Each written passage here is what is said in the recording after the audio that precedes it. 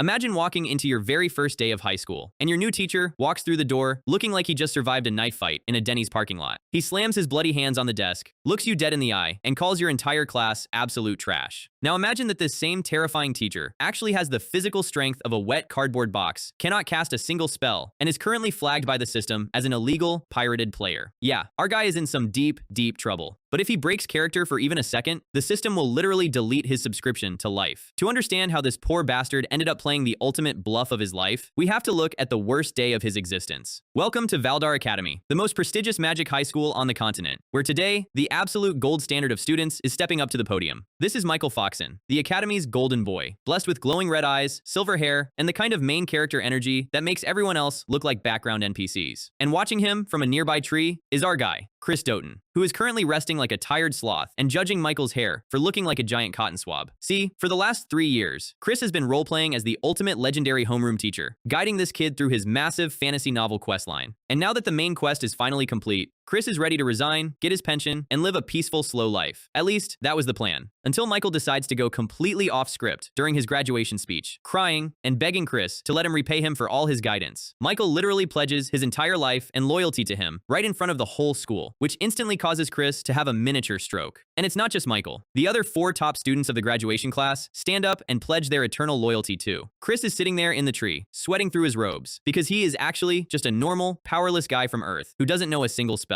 And to make sense of this disaster, we have to go back to the exact moment he got hit by a truck. As his consciousness was fading on the asphalt, a sketchy-looking blue screen popped up in front of his eyes. It asked him if he wanted to accept a quest to get a second chance at life. Naturally, when the alternative is dying in a pool of your own blood, you don't exactly read the terms of service. He reached out, desperately wanting to live, and smashed that yes button before the truck driver could even call an ambulance. Next thing he knows, he wakes up in a fancy clinic with a nurse standing over him. But she's completely ignoring the massive glowing blue system screen floating right in front of him. She hands him his ID card, confirming his new identity as Chris Doughton, the newest teacher at Valdar Academy. Our guy is staring at the photo, completely lost. The nurse mentions he was late because of a train accident, which explains the bandage on his head, but he's more concerned about the glowing blue pop-ups. The system welcomes him to his new life and drops a massive bomb. He has to spend the next 3 years completing quests as Chris Doughton. That's when his gamer brain finally clicks. Valdar Academy is the setting of a trashy fantasy novel he used to read called The Strongest Demon King Hero. And the character he's currently inhabiting, he has absolutely no idea who this guy is. But the system doesn't care, instantly giving him a quest to reach the academy gates, with a penalty of literal death if he fails. Talk about a hostile work environment. He forces the clinic to discharge him early, even though his body feels like it got run over by a lawnmower, and immediately gets hit with a massive bill that wipes out half his savings. So he's broke, hurt, and has to walk half a day just to get to his new job. He decides to open his status window to see what kind of cheat abilities he got, and the system basically laughs in his face. His magic capacity is S rank, but his actual physical stats are straight Fs. And because he's technically an unauthorized user from another world, the system has locked all his skills. This is a massive problem. In this novel's lore, anyone who has magical capacity but can't cast spells is legally classified as a monster, and monsters get burned at the stake. With the timer ticking down to his execution, our guy decides he's not going down without a fight. He realizes his public profile lists his fame as a shut-in mage, and since he used to get banned in MMORPGs for role-playing too realistically, he decides to pull off the ultimate bluff. He's going to act like a mysterious, god-tier mage, who is simply too lazy and arrogant to show his true power. He finally arrives at the massive gates of Valdar Academy, emitting a dark, edgy aura that would make any middle schooler proud. The gatekeeper gargoyle takes one look at him and physically starts sweating. The gargoyle senses the S-rank magic rolling off him, combined with his pale skin and dead eyes, and assumes he's looking at the literal Grim Reaper in a human suit. Our guy takes a slow, dramatic step forward and looks down at the gargoyle with absolute disdain, calling him a mere pebble. The gargoyle is so terrified, he can barely ask for his name and purpose. Chris lets out a cold, villainous chuckle and demands the gates be opened. He walks through the gates with the slow, confident stride of a dark lord, keeping his face hidden beneath his hair. But the moment he's out of sight, he drops the act and starts wheezing like an asthmatic pug. He realized the totally unmotivated ultimate teacher archetype is his only ticket to survival. He starts mapping out the fake backstory he'll use to explain why he's such a deadbeat. He'll pretend he's traumatized by a tragic mistake in his past, making him refuse to teach weaklings. It's the classic, if you want to see my magic, get stronger first excuse. Absolute genius. But his brainstorming is cut short when he feels something wet on his hand. His forehead wound has reopened, and the sight of his own blood makes him instantly dizzy. The system chimes in to announce he completed his quest, rewarding him with a map of the academy instead of some actual bandages. He's about to pass out, but he can't go to the nurse's office because they'll test him and realize he can't use magic. Suddenly, a soft voice asks if he's okay. Chris turns around and recognizes the cursed black tattoo on the kid's face. It's Michael Foxon, the future silver-haired protagonist, but currently just a weak, brown-haired underachiever. Chris immediately locks back into his edgy teacher persona, demanding to know why Michael isn't in class.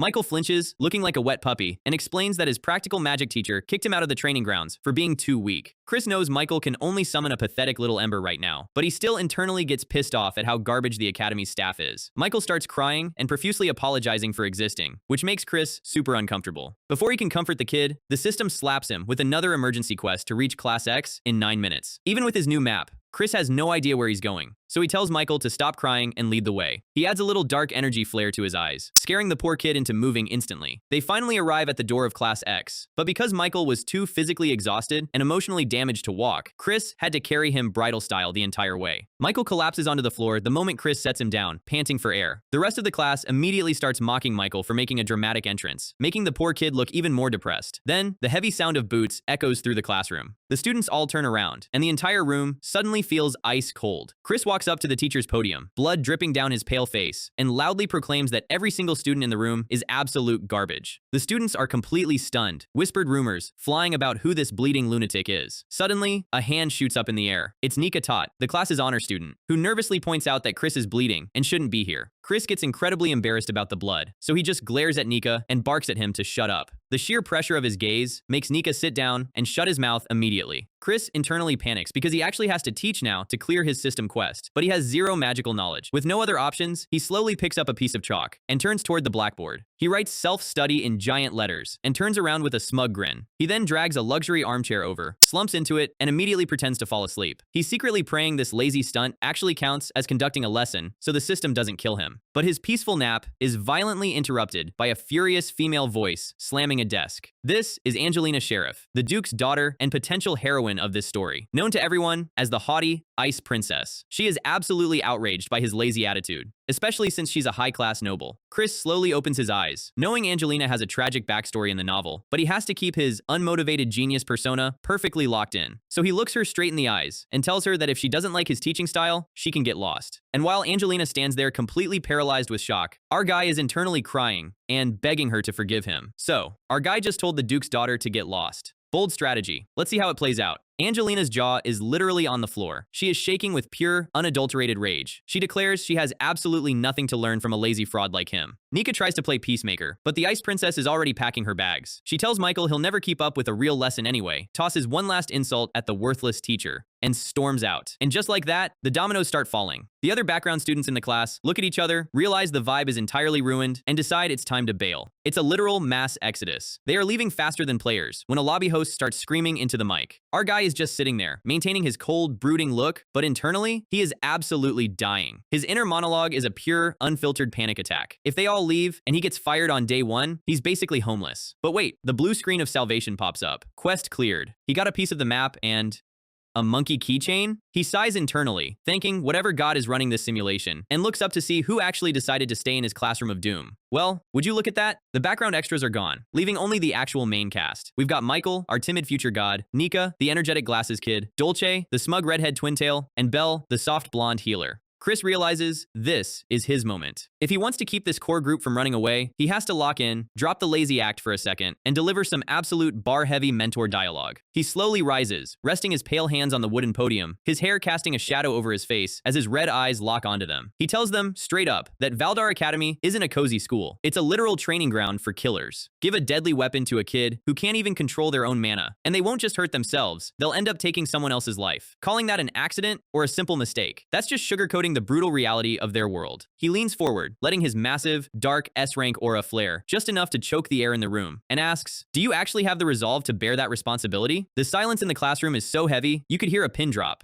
The kids are completely paralyzed by the sheer weight of his words. Chris gives them one final, eerie smirk, turns around, and walks out without saying another word. Absolute cinema. Michael is sitting there, staring at his desk, his heart beating out of his chest. He's never had a teacher talk to him with this level of raw, unfiltered gravity. Meanwhile, just outside the school wall, our guy is leaning against the bricks, gasping for air, clutching his chest. He genuinely believes his lifespan, just shortened by an entire decade. He needs to get his nerves under control, and fast. He reaches into his pocket and pulls out his quest reward, the monkey keychain. keychain. He looks at it. It's this incredibly round, soft, cute little cartoon monkey. It is completely adorable. But if an edgy, dark-cloaked master of death like Chris carries this around, the aesthetic is totally ruined. He wonders if it has any stats. A system prompt pops up. Equip monkey keychain? Yes/no. Once equipped, it cannot be unequipped for 5 minutes. He clips it onto his waist belt. Let's see if this little guy has some hidden OP stats. And... oh, an entire rank boost to agility. It goes from F-snail to E-big bro snail. To a guy with triple F stats, this is a literal cheat item. He smirks. As long as he hides it under his tattered poncho, nobody has to know he's carrying a plush toy. High agility means better dodging, which is perfect for a fraud. But then the system drops the fine print.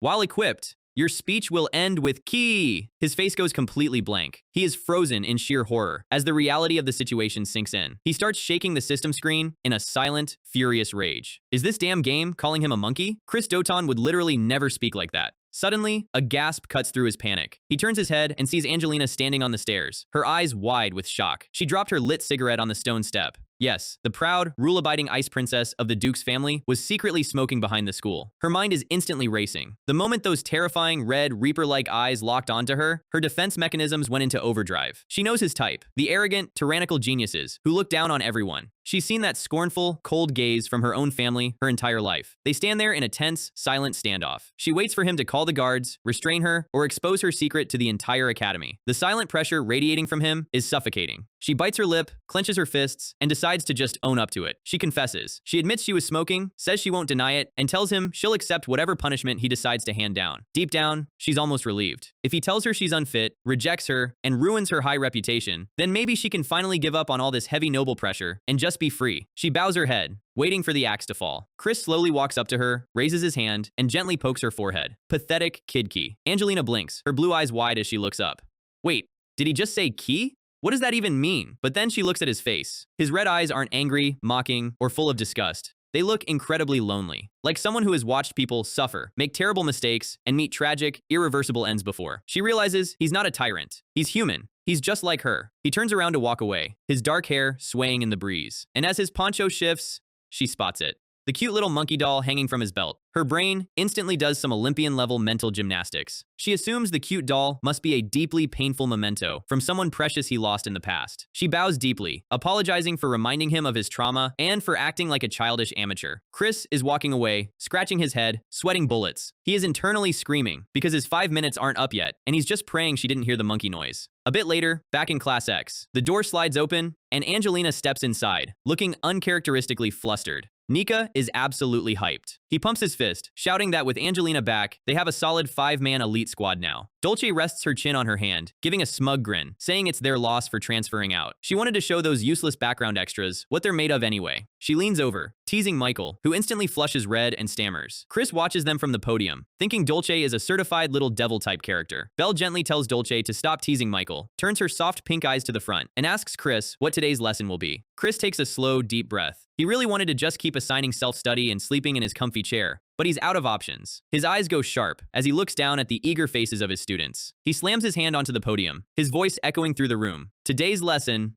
is field training. And right on cue, the system drops a massive, glowing blue alert. Main quest, slay 50 monsters on the Vinitz Plains. Penalty for failure, a very cute, terrifying smiley face. Time remaining, 24 hours. The countdown to survival starts now. Hashtag chapter 44. The scene shifts to the Vinitz Plains, a massive sunlit valley of lush green grass and blooming wild daisies under a clear blue sky. A massive, glowing green magic circle expands in the air, and with a flash of light, Chris and his 5 students materialize on the plains. Nika is absolutely losing his mind with excitement. He sparkles, asking if Chris just cast high-level spatial teleportation magic before they even got their weapons. Chris maintains his deadpan expression, but internally, he is sweating. He didn't cast that. He literally cannot cast a single spell. Dolce tilts her head, pointing out that a weird, ominous shadow is suddenly hovering directly over the professor's head. Chris slowly turns around as a cold breeze sweeps through the valley, carrying a thick, bloody stench. A system alert flashes. Teleportation by an unknown third party confirmed. Standing right behind them is a horde of horn rabbits, led by a truly gargantuan, red-eyed boss. Dolce and Angelina scream in pure terror. The boss monster is towering over them like a fluffy mountain of pure malice. Our guy looks up at the massive, fanged rabbit, his face going completely pale. He is internally crying, wondering if this is where his short, fraudulent life finally ends. The system timer starts ticking down, 50 monsters to defeat, and they are currently at 0. The giant horn rabbit boss growls, its massive teeth dripping saliva as it steps closer, casting a shadow over Chris's small, fragile form. Chris clenches his jaw. He tells himself to get a grip. He is currently playing the role of Chris Doton, the ultimate, cold-blooded magical genius. He has to think, what would a badass anime mentor do? He raises his voice, glaring at his panicked students, calling them fools, and asking if they've already forgotten why they are here. Angelina looks at him, bewildered, asking if he seriously expects them to train when a giant boss is about to stomp them flat. But Nika's nerd brain instantly connects the dots. He sparkles, realizing that the professor is obviously going to solo the massive boss himself, leaving the small fry for them. Chris's inner gamer is shedding tears of pure joy. He thanks Nika for the god-tier interpretation of his panic. Dolce just sighs, complaining that they're on minion cleanup duty. Angelina takes a deep breath, her eyes turning serious. She apologizes, realizing he must have a calculated plan and wouldn't put them in danger without reason. She raises her hands, ice magic swirling around her body as she summons a massive glowing blue frost lance. She charges forward, her boots kicking up grass as she dashes toward the swarming minor horn rabbits. With a sharp swing, she unleashes her ice lance, shattering a rabbit into glowing blue fragments as it lets out a high-pitched shriek. Belle raises her hands, green healing mana glowing in her palms, telling Michael she'll support him from the back. Michael closes his eyes, trying to concentrate his mana, desperately calling forth his flames to summon a small, flickering ember. The system kill counter starts updating.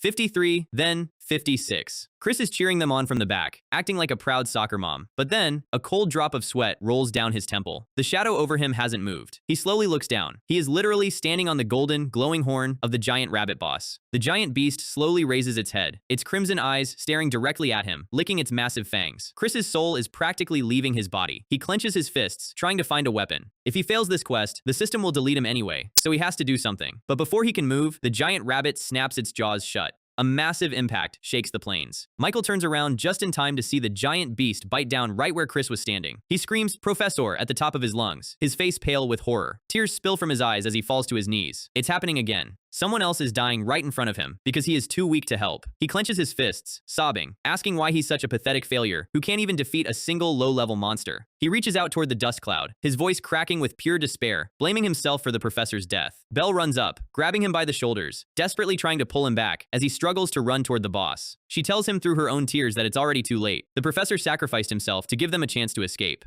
Michael trembles, shaking his head. No, she's wrong. It shouldn't have been like this. He grabs Belle's shoulders, begging her to use her healing magic, hoping against hope that they can still save him. But Belle just looks down, her eyes full of sorrow, whispering that she's sorry. Michael's mind flashes back to a few days ago in the empty classroom. He remembers standing before Chris, clenching his fists, confessing that he wanted to become strong. He wanted to be strong enough to carry his own weight and take responsibility for his cursed power. He had expected Chris to laugh at him, to call him a useless failure, just like all the other teachers did. But Chris had simply given him a quiet, gentle smile. He told him with absolute certainty, "You will become strong, Michael." He was the only person in the entire world who ever believed in him. Back in the present, Dolce unleashes a fierce fire spell, screaming at Michael to snap out of it and help them fight their way out. Nika's hands glow with brilliant yellow mana as he unleashes a spell called Sunrise, declaring that they have to give everything they have to survive. But Michael is completely broken. He weeps, muttering that he's just a useless burden and that he should have been the one eaten instead. Suddenly, the world around him goes dead silent. The sky darkens, turning a deep, blood-red color. A sinister, dark voice echoes directly in his mind, wrapping around his thoughts like cold chains. "You want power, don't you, Michael?" A terrifying, winged demonic shadow manifests behind him, reaching its clawed, purple hands toward his shoulders. "Then take my hand. Let us become one." Michael, completely blinded by grief and despair, slowly raises his hand to accept the dark contract, ready to give up his soul to avenge his teacher. But right before their fingers can touch, a cold, dry voice cuts through the darkness like a blade. "Everyone, stop!" The dark illusion shatters instantly. The dust clears, and there stands Chris Doton, completely covered in black, steaming monster blood, looking like an absolute horror movie villain. He coldly asks, "Why are you running? Can't you see the monsters are still swarming around us?" So, our guy just exploded out of a giant rabbit like a budget horror villain. And of course, Nika immediately does some mental gymnastics and assumes this was a high-brain tactical play. Chris doesn't correct him. He just plays along, sighing like they're all disappointing him by running away. Nika is so inspired he runs off to slay more rabbits, leaving Belle yelling after him in pure panic. Then we have Dolce. She slides up with this smug, mischievous grin. She whispers that she's going to find out what he's plotting. Chris internally weeps, realizing she is his biggest threat. Meanwhile, Michael and Angelina are standing there, looking like they've just survived an emotional roller coaster. They are literally crying, tears streaming down, noses sniffing, completely emotionally wrecked. Our guy is just baffled. He's wondering why the proud Duke's daughter is sobbing like a toddler. Angelina yells that it was too dangerous for a simple test, and he should have just won one-shot the boss. Chris decides explaining the actual truth is way too much of a hassle. Because how is he supposed to explain that the rabbit literally exploded because his S-rank magic capacity acted like a stomach bomb? So he just drops his classic edgelord line, "If you don't like my methods, leave." This just makes them cry harder. Michael begs him not to abandon them. Excellent. The guilt trip is working. He tells them to shut up and get back to training before he loses his mind. Let's break down why that giant rabbit actually exploded. Every living thing has mana, but monsters are born poor, so they have to drain humans to survive. Chris is a walking S-rank magic crystal, which makes him the ultimate luxury buffet. But trying to absorb his mana is like stuffing a watermelon into a tiny plastic bag. The boss is dead, but the minion rabbits are still swarming. Dolce steps up, casting Seagull Wave, sending a torrent of water rushing forward. Angelina follows up instantly, screaming Icicle as she prepares to freeze the wet targets. The combo is perfect. The rabbits are frozen solid in seconds. Chris is silently cheering, realizing his students are doing all the work. But he still needs a way to dodge if one of them slips past. He reaches into his cloak and equips the monkey keychain, boosting his agility from F-snail to E-snail. And thank God he did, because a wild rabbit lunges directly at his face. He barely dodges. If he was still F-rank, he would have lost half his cheek. Michael watches, astounded by his reflexes. The counter hits 49 out of 50. Dolce giggles, saying she accidentally let one slip through. Nika blasts the final rabbit with a beam of light, finishing the quest. Suddenly, a massive shadow blocks out the sun. Chris looks up and sees a giant red dragon. And riding that dragon is a guy who looks like he spent his entire budget on an edgy anime cosplay. The blindfolded guy leaps off the dragon, landing right in front of Chris, calling him beautiful. He pulls down his hood, showing a fanged smile,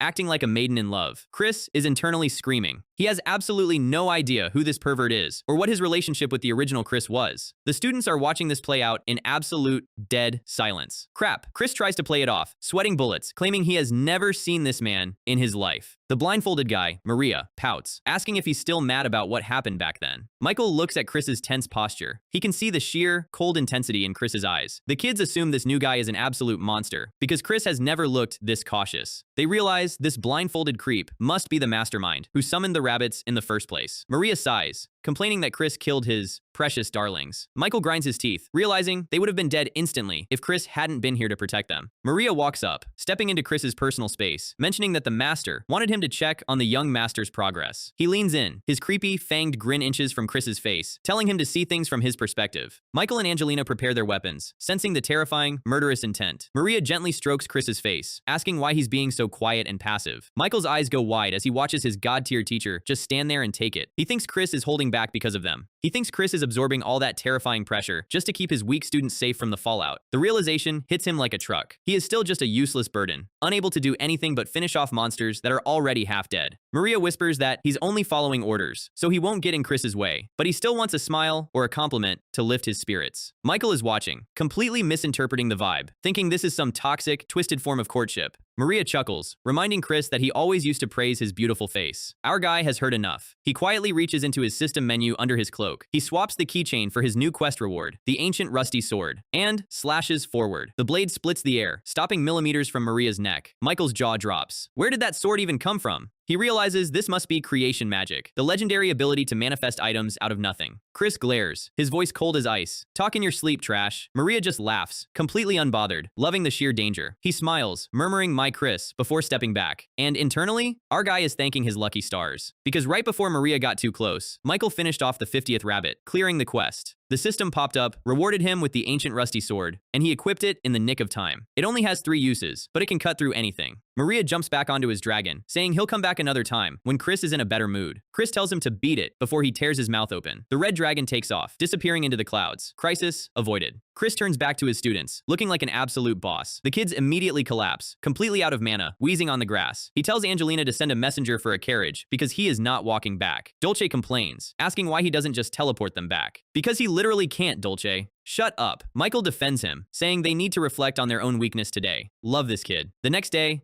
back at the academy, Chris is walking down the grand hallway, sighing. The stress of this job is taking years off his life. He tries to piece together the lore. That blindfolded freak is definitely Maria from the novel, a high-ranking monster controller. He can only sense massive trouble heading his way. Suddenly, he senses someone approaching. A cheerful, green-haired teacher waves at him. It's Eugene, the homeroom teacher of Class Y. Here's the situation. Because of the abnormal field training incident, the principal summoned the kids. She reinforced the defense magic circles and placed a strict gag order on the entire event. And to make things worse, she assigned this narrow-eyed, green-haired teacher to spy on Chris. Why? Because they suspect Chris might be colluding with the remnants of the Demon Lord's army. The Demon Lord was defeated a decade ago, but in every fantasy cliché, they're lurking in the shadows, planning a comeback. So Chris is caught in a triple cross between the principal, the Imperial forces, and the demon cult. Eugene smiles, inviting him to lunch. Chris drops his standard edgelord response, telling him to beat it. Eugene leans in close, his voice dropping to a whisper, acting weirdly flirty. Chris's face twists into absolute disgust. He's wondering if everyone in this academy is a certified pervert. He tells Eugene to shove his own fist in his mouth. And right on cue, the system drops a new quest. Invite a fellow teacher to hold a joint class. Penalty: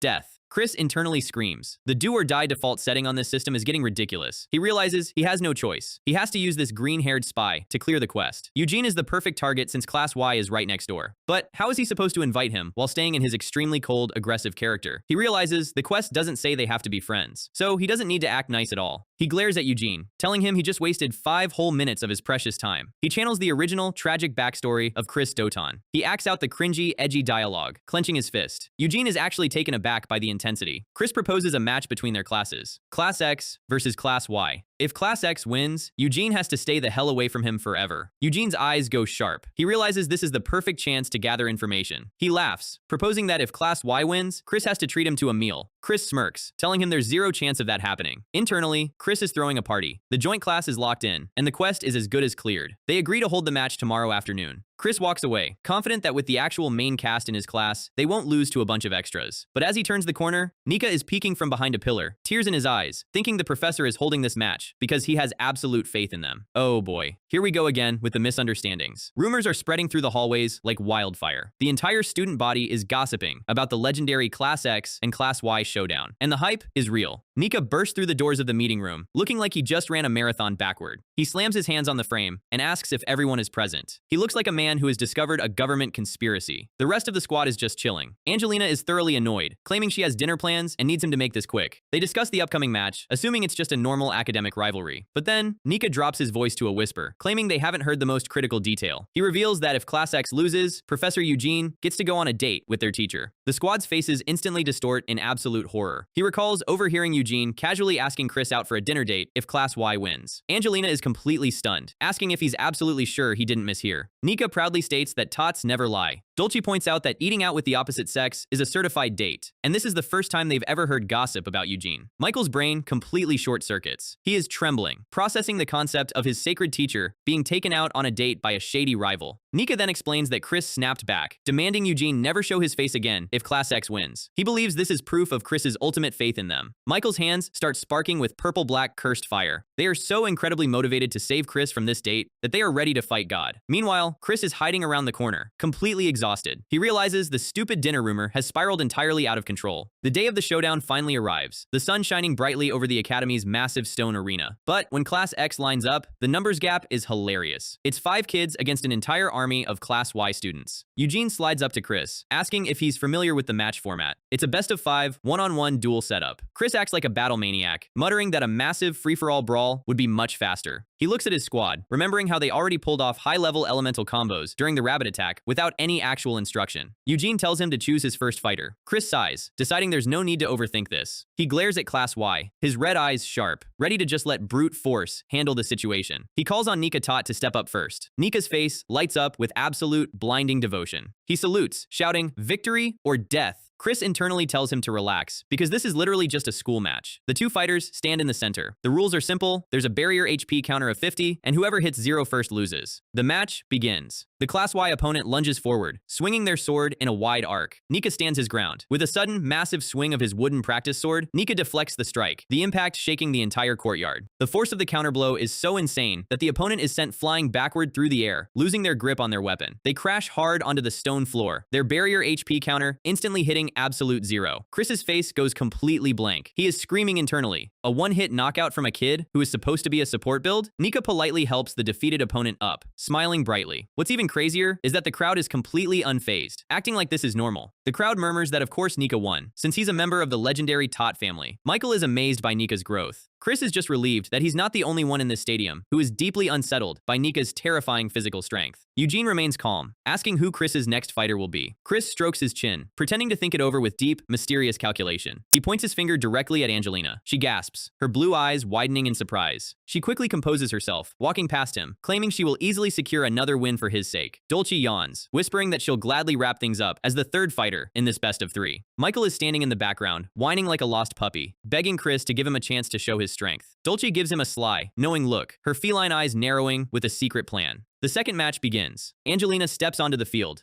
ice magic swirling around her body like a frozen aura. The opponent charges, but Angelina blocks the strike effortlessly, frost spreading across their weapons. The crowd cheers at the beautiful clash. With a swift twist, Angelina shatters the opponent's guard and lands a direct blow to the chest. The opponent falls, their counter hitting 0. Angelina stands victorious, tossing her hair back with absolute grace. She looks back at Chris with this adorable, smug expression, waiting for a compliment like a dog waiting for a treat. Chris coldly tells her to get back in line. She blushes and quickly obeys. Eugene smiles, pointing out that Class X only needs one more win to finish this. Chris looks at Dolce, telling her to step up and finish this cleanly so they can all go home. Dolce smiles, but instead of walking to the arena, she grabs Michael's arm and announces she has a secret plan. Nika is losing his mind, asking if she's sick or if she's secretly trying to let the teacher go on that dreaded date. Chris glares, asking if she got cold feet at the finish line. Dolce winks, claiming it would be completely unfair for her to participate in a strict one-on-one match. And she's actually right. Dolce has an invisible sixth party member, her literal twin sister, who hides in her shadow. She whispers to Michael to win in her place, pushing him forward with a cheerful smile. Chris realizes she's just trying to set up a romantic protagonist moment. Chris rubs his forehead in exhaustion. He decides it's fine to lose once or twice anyway to keep the match interesting. He looks down at Michael, his voice dropping to a serious tone, asking if he is prepared. Michael clenches his fist, his knuckles turning white under the pressure. He yells that he will give it his absolute all and secure the victory for his master. Chris gives a quiet, satisfied smile, thinking a simple student match will be perfectly fine. Michael steps onto the stone arena, facing his opponent. His opponent is a purple-haired noble kid who immediately sneers. He calls Michael a cursed, disgusting commoner and tells him to be grateful. Chris sighs, realizing that of course the original novel had to include typical toxic mob characters to bully the protagonist. But the bully doesn't stop at status. He looks Michael dead in the eye and asks how it feels to attend the academy after literally killing his own mother. Michael's eyes instantly go hollow. His breath catches in his throat as the trauma tears through his chest. He clutches his face, his body trembling violently as dark, purple-black smoke begins to leak from his cursed crest. Chris's eyes go wide. He realizes this isn't a normal power awakening. Michael is actively losing his mind to the curse. The black aura expands rapidly, casting a massive, terrifying shadow over the entire arena. The crowd begins to panic. The bully is still standing there with a smug grin, completely oblivious, promising to take him down in a single hit. The dark magic explodes in a massive shockwave. Chris screams for the match to be cancelled, leaping forward. But it's too late. The purple-black smoke completely swallows Michael's form. He is fully transformed into a massive, clawed demonic beast with glowing red eyes and horns. The arrogant bully drops his sword, screaming in pure, raw terror as the monster lunges directly at him. The system drops a sudden, flashing alert. Complete the class as a teacher. Difficulty adjusted. Chris internally curses the system's horrible timing. Chris runs full speed toward the rampaging beast, knowing the arena's safety barrier is the only reason nobody has died yet. He looks at the monster's face, praying that a small sliver of Michael's human consciousness is still in there. Suddenly, Eugene dashes past him, intercepting the beast. He casts Bind, summoning massive, glowing golden chains that wrap around Michael's demonic arms. But Michael shatters the chains effortlessly, his massive fist striking Eugene directly in the chest and sending him crashing into the wall. The other teachers scream for everyone to fall back, realizing Michael's dark magic is completely blocking out their spells. They yell at Chris to run away, but Chris doesn't stop. His black boots tap firmly against the stone tiles as he walks directly toward the monster. The students watch in absolute awe. Michael growls, his beastly voice begging Chris to run away before he loses control completely. Chris is internally terrified, his heart pounding against his ribs, but he refuses to break character. He steps into the monster's shadow, his pale hand reaching out with absolute calmness. He grabs Michael's massive, clawed hand just as it begins to swing down. The dark, acidic magic of the curse burns directly into Chris's skin, sizzling and smoking. But he doesn't flinch. He looks up at the beast, his red eyes piercing through the dark smoke, and asks if this wild, mindless rampage is the strength he truly desired.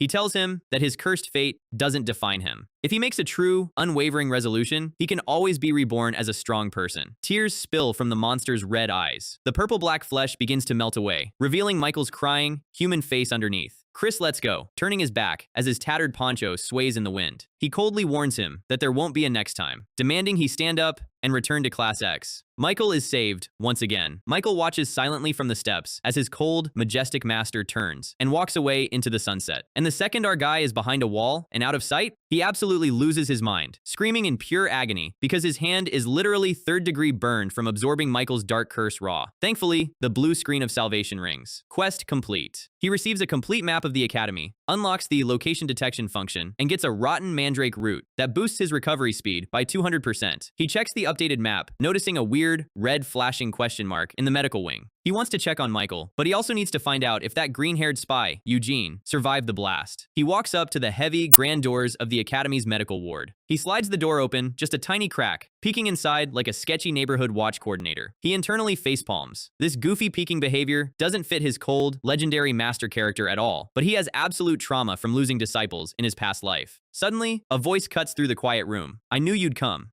It's Eugene, sitting shirtless and heavily bandaged in his hospital bed, giving a sparkling, cheerful smile as if he didn't just get blasted through a brick wall yesterday. The sun shines brightly outside, casting a warm light through the ward windows. Chris walks up to the bedside, folding his arms and dropping his typical cold line, telling him he did something incredibly foolish. Eugene just chuckles, asking if Chris noticed. Chris is internally sweating. He remembers the fight. When Eugene jumped in to bind Michael, he didn't use any defensive barrier magic. This absolute madman tanked a demonic, berserk blow completely raw. Eugene smiles, claiming that owing a favor to the master is a cheap price to pay for his survival. This guy's flirting skills are honestly dangerous. Chris tells him to shut up, then brings up their bet. Since Class X won the match, Eugene officially loses. Eugene ponders for a moment, looking incredibly handsome as he rests his chin on his hand. Then he flashes a brilliant, flower-filled smile, suggesting they celebrate Class X's victory by letting him buy Chris a dinner anyway. Chris's face twists in pure irritation. He points out that Eugene is completely missing the point of losing a bet. Eugene just plays dumb, claiming he must have hit his head. He tells Chris to contact him anytime. Chris turns and walks out, muttering that he absolutely cannot deal with this pervert. He slams the hospital door shut, leaning against it with a heavy sigh. His brain is short-circuiting. He's wondering if this fantasy world secretly has a hidden dating sim element that the author forgot to mention in the description. And right on cue, a glowing blue system screen pops up. From Chapter 2 onwards, the route branches depending on the choices the player makes. 3 options appear. Route 1, Demon Lord. Route 2, Holy Emperor. Route 3, Do Not Choose Our Guy is staring at the screen with absolute disgust. What kind of choices are these? And what is up with the hearts? He taps on the Demon Lord route to see the fine print. The description reveals that if he chooses this route, he's officially a spy for the Demon Lord, tasked with recruiting Michael to conquer the world. He checks the Holy Emperor route. The objective here is to betray the Demon Lord, train Michael to be a holy knight, and prevent the Demon Lord's resurrection. Finally, he taps on the Do Not Choose option. The system screen literally says, "Not choosing? Being indecisive will make you disliked. LOL. Factions on both sides will become extremely wary of you." Chris starts analyzing. If he chooses the Holy Emperor, Maria and the Dragon Cult will hunt him down. If he chooses the Demon Lord, the perverted spy Eugene becomes his enemy. He wants absolutely none of this drama. He clenches his teeth, realizing there's only one logical choice for a true, lazy, neutral player. He taps his finger firmly on the Do Not Choose button. Route selected. The system wishes him good fortune in his upcoming struggle. He smirks. There is officially no turning back now. He tells himself he doesn't regret this choice. A true master walks his own path. Cut to the next day. Chris is sitting in a tiny, cramped, dusty room, looking completely dead inside. His backpack is leaning against the wall, his single boots resting on the wooden floor. He grabs his head, screaming in pure panic. If he's the main character, why the hell did he just get kicked out of his workplace on day 3? Flashback to the day after he chose the neutral route. The temporary female master walked up to him with a smug look, informing him that the principal placed him on a mandatory 1-month leave of absence. Chris sits on his cheap bed, coughing into his hand, trying to process this sudden unemployment. He realizes this is the exact penalty of the Do Not Choose route. The Holy Emperor faction is already extremely wary of him. A system profile shows his status, Chris Doughton. Recognition level is practically 0, and everyone thinks he's a suspicious creep. He flops onto his back, staring at the ceiling. Well, since it's a rare vacation, he might as well enjoy his suspension. He reasons that the Demon Lord route is out of the question, and pledging loyalty to the Holy Emperor sounds way too tedious. Besides, with his cold, unmotivated master persona, he can't exactly beg the principal to let him back in. But the universe has a very specific sense of humor. The system rings, Wish of the Earth God 2-1. Parent Master Day is about to begin. The alert explains that the wealthy, influential parents of Class X are coming to see how their tuition fees are being spent. Chris has an obligation to make the day a success. Reward, present box. Penalty, become a freshly deceased corpse. Time remaining, 72 hours. Chris is screaming in pure rage. Parent Master Day? Is he running a local kindergarten? Or what? More importantly, his class is full of outcasts and curses. How is he supposed to show that to the parents? Oh, and he's currently suspended. He clenches his fist, the realization hitting him like a cold bucket of water. He has exactly 72 hours to get his job back, fix his class, and survive. The grind never stops. Hashtag Chapter 10. The sun shines brightly over Valdar Academy as a student's voice echoes through the courtyard. Master is on leave? Belle explains to the others that a temporary master has been assigned, and she has absolutely no idea why Chris was suspended. Dulce tosses her hair back, sighing that the master probably got bored of the school and bailed. She looks down, her yellow eyes turning sad, whispering that he probably just got tired of them. Angelina slams her desk, yelling that it's cowardly to talk behind his back. Dulce instantly teases her, asking what's wrong with her face since she looks like she's about to cry. Nika steps in, claiming that Chris must have taken responsibility for the recent field training incident. He slams his fists, shouting that their teacher sacrificed his position to protect Michael from being punished for his rampage. The girls stare at Nika, the silence in the classroom turning heavy and emotional. Michael sits silently in his chair, clenching his fist as he remembers Chris's words about being reborn as a strong disciple. He grinds his teeth, realizing his master took the fall for his own dark weakness. He feels a deep, burning regret. He hasn't even had the chance to express his gratitude to the man who saved his life. He stands up, his eyes filled with absolute determination, looking at the girls. He yells that they have to do something. He promises that he will definitely bring their master back. Nika immediately takes action, sprinting down the hallway. He bursts into the temporary master's office, shouting that it's an emergency and she needs to contact the principal. The temporary female master sighs, telling him for the 100th time that her name is not Sanai-kun.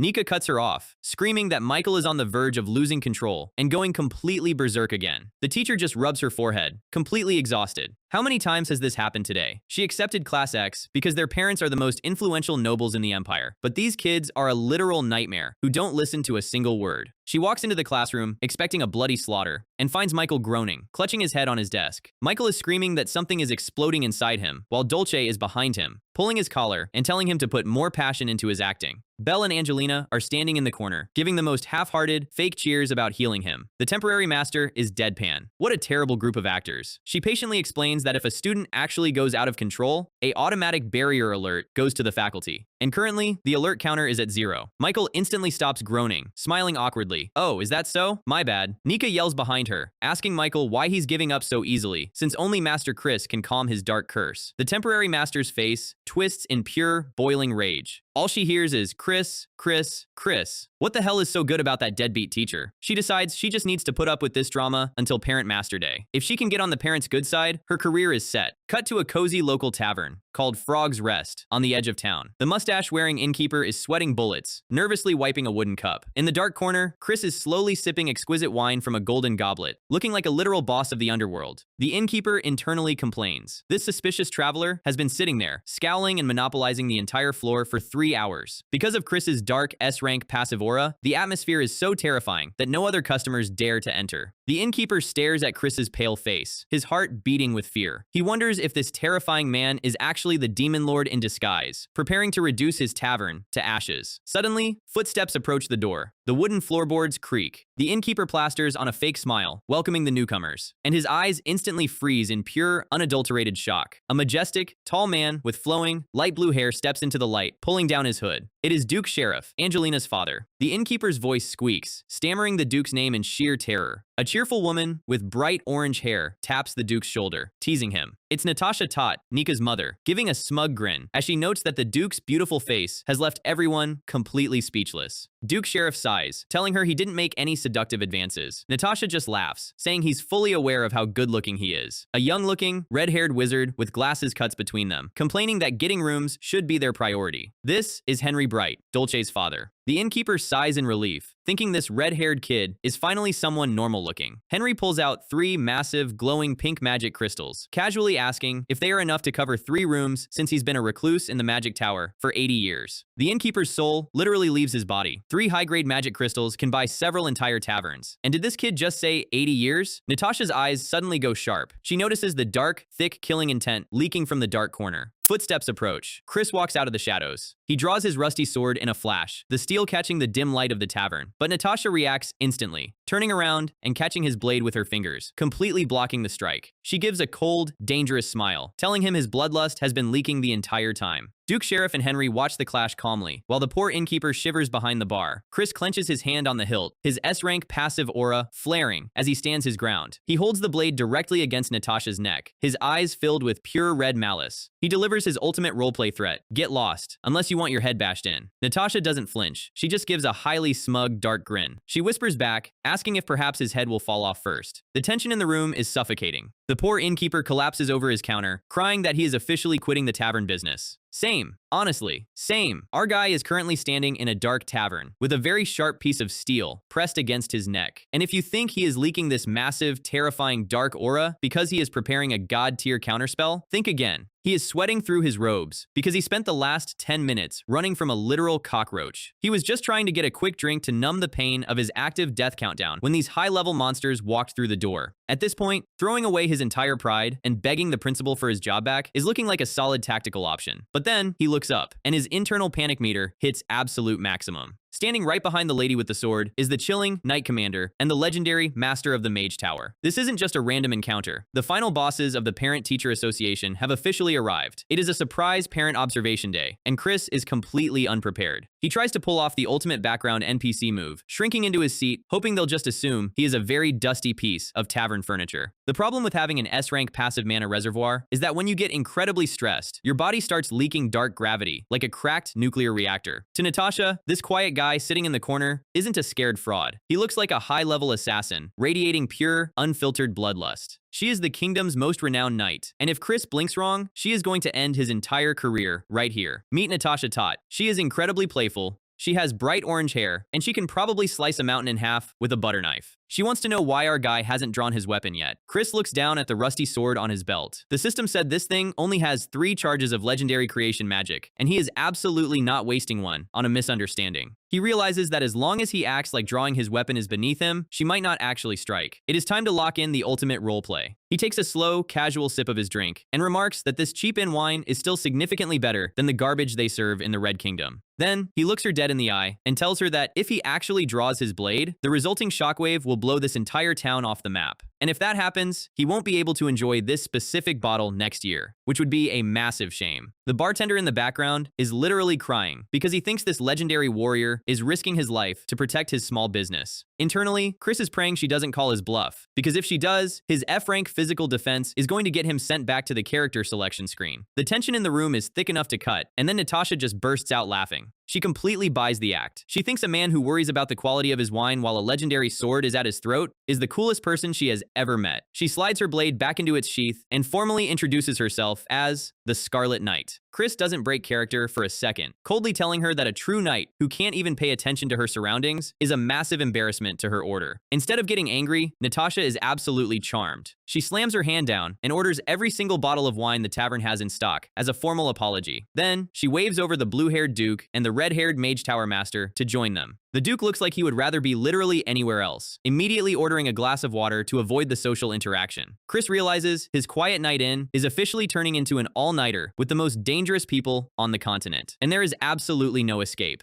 The next morning, different room. Same massive mistake. Our guy is currently face down on his bed, experiencing the kind of legendary hangover that makes you want to negotiate with the gods for a quick exit. He somehow managed to survive the drinking session without breaking his cool master persona, but the victory is short-lived. Natasha knocks on his door and cheerfully tells him it is time to head to the academy. She is practically glowing, holding a bottle of wine, while the ice-cold Duke Seraph sits next to her, looking like a hostage. Apparently, the legendary Duke has such severe social anxiety that he insisted on arriving at the academy hours before anyone else just to avoid making eye contact with the commoners. Chris knows that is a total lie. These people didn't travel halfway across the continent just to watch a standard parent-teacher conference. They came because of Michael. The rumor that a student went full demon, shattered the academy's security, and swatted a master like a fly has already spread to the highest offices of the kingdom. Parent Observation Day is just a very convenient excuse for them to inspect the monster with their own eyes. Chris meets them outside, trying his best to look like an untouchable genius instead of a man who is currently vibrating from sleep deprivation. Natasha looks at his pale face and immediately gets worried, grabbing his arm and offering to let him lean on her if he feels dizzy. Chris is thoroughly confused. He starts wondering if his acting was so good that she actually thinks he is a frail, tragic sage suffering from some ancient curse. Before he can figure it out, the other parents join in, and suddenly, our S-rank legend is being physically escorted like a toddler, crossing a busy street. The rain starts pouring down as they approach the main gates. Natasha is happily chatting away, completely oblivious to the sheer awkwardness of the situation. Suddenly, Chris stops. He hears something, the heavy sound of footsteps rushing through the mud. A group of dark figures is sprinting directly toward them through the rain. Chris tries to step forward to get a better look, but his F-rank coordination betrays him, and he slips on a wet stone. Natasha instantly catches him, asking if he needs her to carry him bridal style. Before he can reply, a familiar voice screams through the storm.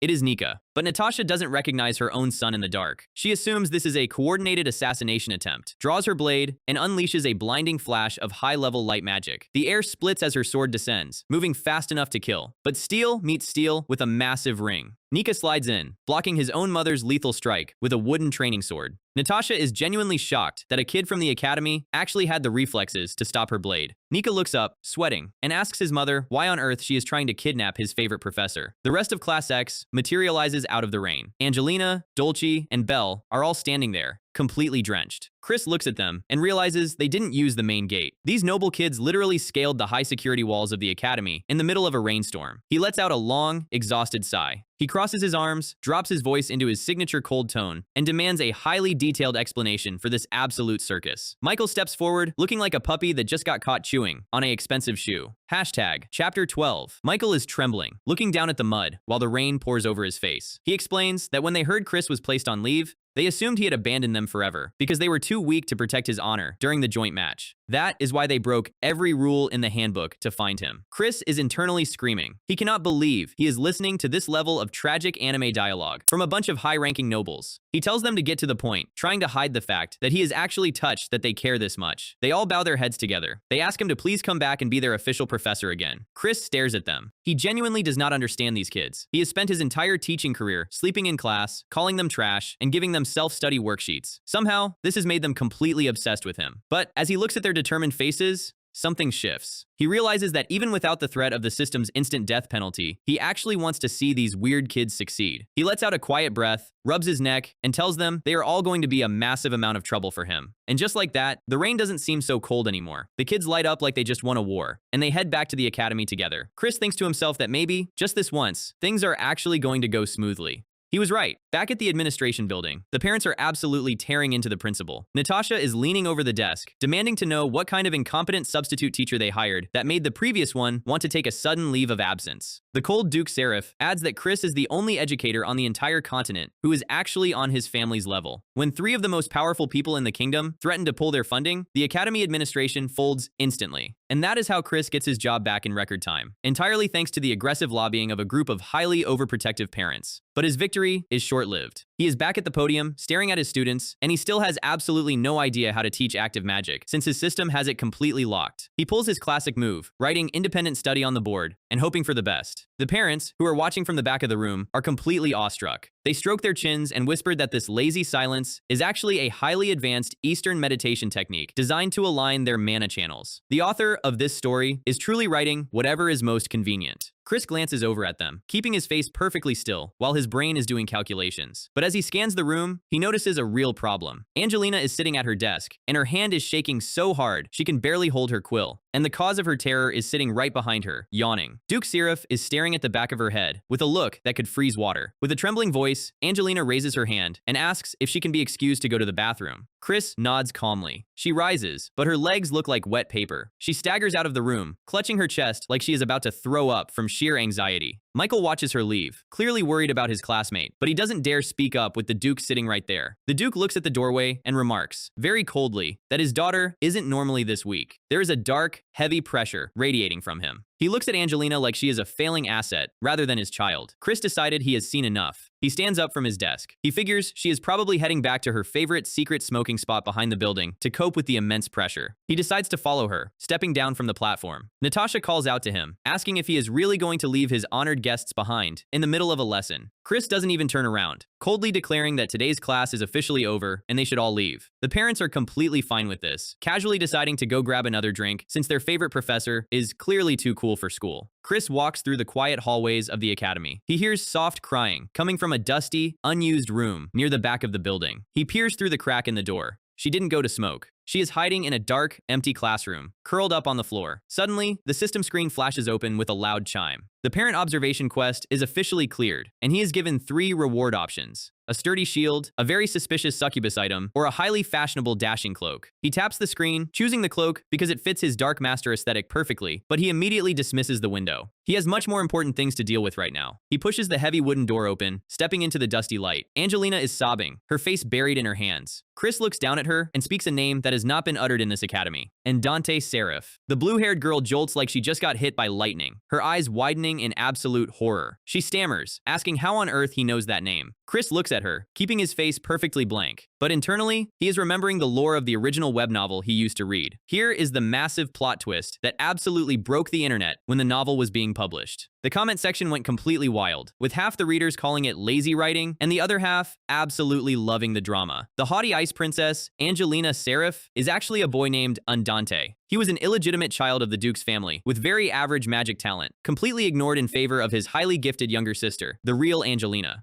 But one day, the real Angelina disappeared without a trace. To keep his family's perfect reputation and maintain his political influence, Duke Seraph needed a replacement immediately. He chose Andante because of his strong physical resemblance to his sister, subjecting him to years of brutal brainwashing and painful magic. His physical growth was forcibly stunted with dark spells to keep his body looking feminine, leaving him in constant physical pain and suffering from severe anxiety. He has spent his entire life playing a character just to avoid being disposed of. Andante starts crying, the tears streaming down his face. He warns Chris that if his father finds out that anyone knows this secret, Chris will disappear forever, just like the real Angelina did. He grabs Chris's cloak, begging him to stay quiet because he doesn't want to lose his favorite professor. Chris looks down at him, his red eyes narrowing. He asks the boy if he genuinely thinks his teacher is the kind of person who can be easily messed with by a simple duke. Internally, Chris's gamer brain is going wild. This isn't just a tragedy, it is the ultimate survival opportunity. The Seraph family is incredibly powerful and completely neutral in the war between the Empire and the Demon King. If he can get Andante on his side, he secures a massive insurance policy for his own survival. A dark smirk creeps onto his face. He tells Andante that if he wants his help, he needs to do one thing: lead Class X to absolute victory in the upcoming Academy tournament. He needs Andante to be completely indebted to him. In return, Chris promises that he will use his legendary knowledge to find the real sister and free Andante from this living nightmare once and for all. And right on cue, the system window slams open with a new main quest: lead Class X to victory in the midterms tournament within 14 days, or become a cold corpse. The stakes have never been higher, and the game has officially begun. The midterm exam at Betalua Academy is basically a brutal, high-stakes school tournament. The winning class walks away with a massive golden trophy holding the Eye of Flame, a legendary red mana stone. Our guy needs that stone. If he wants to find the real Angelina and secure his ultimate safety card against the Duke, there is no other way. Winning should have been an easy task for an S-rank master, but there is always a catch. Chris gathers his small elite squad to drop the terrible news. This year's tournament has a major twist. Grade level separations are completely gone. He acts like this is all part of his Grand Master plan, but internally he is sweating. He already made a massive, highly public promise to Duke Seraph to win the entire thing. Andante stares at him with deep, intense blue eyes, asking if he can genuinely trust a teacher who seems to know his family's darkest secrets. The silent tension stretching between them is incredibly heavy. Chris just lets out a slow, knowing smirk. He tells the kid he always means exactly what he says. In reality, his face is going pale because he only agreed to the deal thinking they would be fighting other first years. Class X is strong, but facing the senior upperclassmen is a different level of dangerous. Michael, Nika, and Andante look completely terrified. They are confident in their own progress, but seniors are seasoned warriors. Still, seeing their master so calm gives them a sudden wave of determination. Andante clenches his fists, a literal fire of resolve igniting in his eyes as he vows to lead the class to absolute victory. Chris is glad the kid is motivated, but he has to figure out how to bridge a massive power gap in less than 2 weeks. On top of that, he notices something highly unusual. The classroom is surprisingly quiet. Nika is panicking because his own older brothers are seniors in the tournament, and they are absolute beasts. But Dolce, who usually has a smug, sarcastic comment for every situation, is sitting in the corner with a completely hollow expression. Nika tries to break the tension by mentioning a creepy rumor about a ghost wandering the academy grounds. The class tells him to shut up because he is giving them the creeps, but Chris's gamer brain instantly clicks. He looks at the red-haired girl. The ghost stories Nika is talking about are not a myth. Something tragic happened to the Bright family twins. A few days later, the training grounds are filled with the sound of cold wind and clashing practice swords. Nika drops to his knees, completely exhausted, begging Andante for a quick break. Andante tells him to get up because they are nowhere near their goal. Nika points out that even Dolce has skipped practice for the past few days because the training is too brutal. Chris watches from the side. He knows Dolce isn't slacking off because she is tired. Something is very wrong. The tournament requires a roster of 7 people, and Class X is already shorthanded. If their primary water mage goes missing, they are completely cooked. He pulls up the academy map. A tiny purple marker is slowly moving around the school gardens, wandering aimlessly. She is searching for something she lost. The rain begins to fall, heavy drops hitting the leaves of the quiet garden.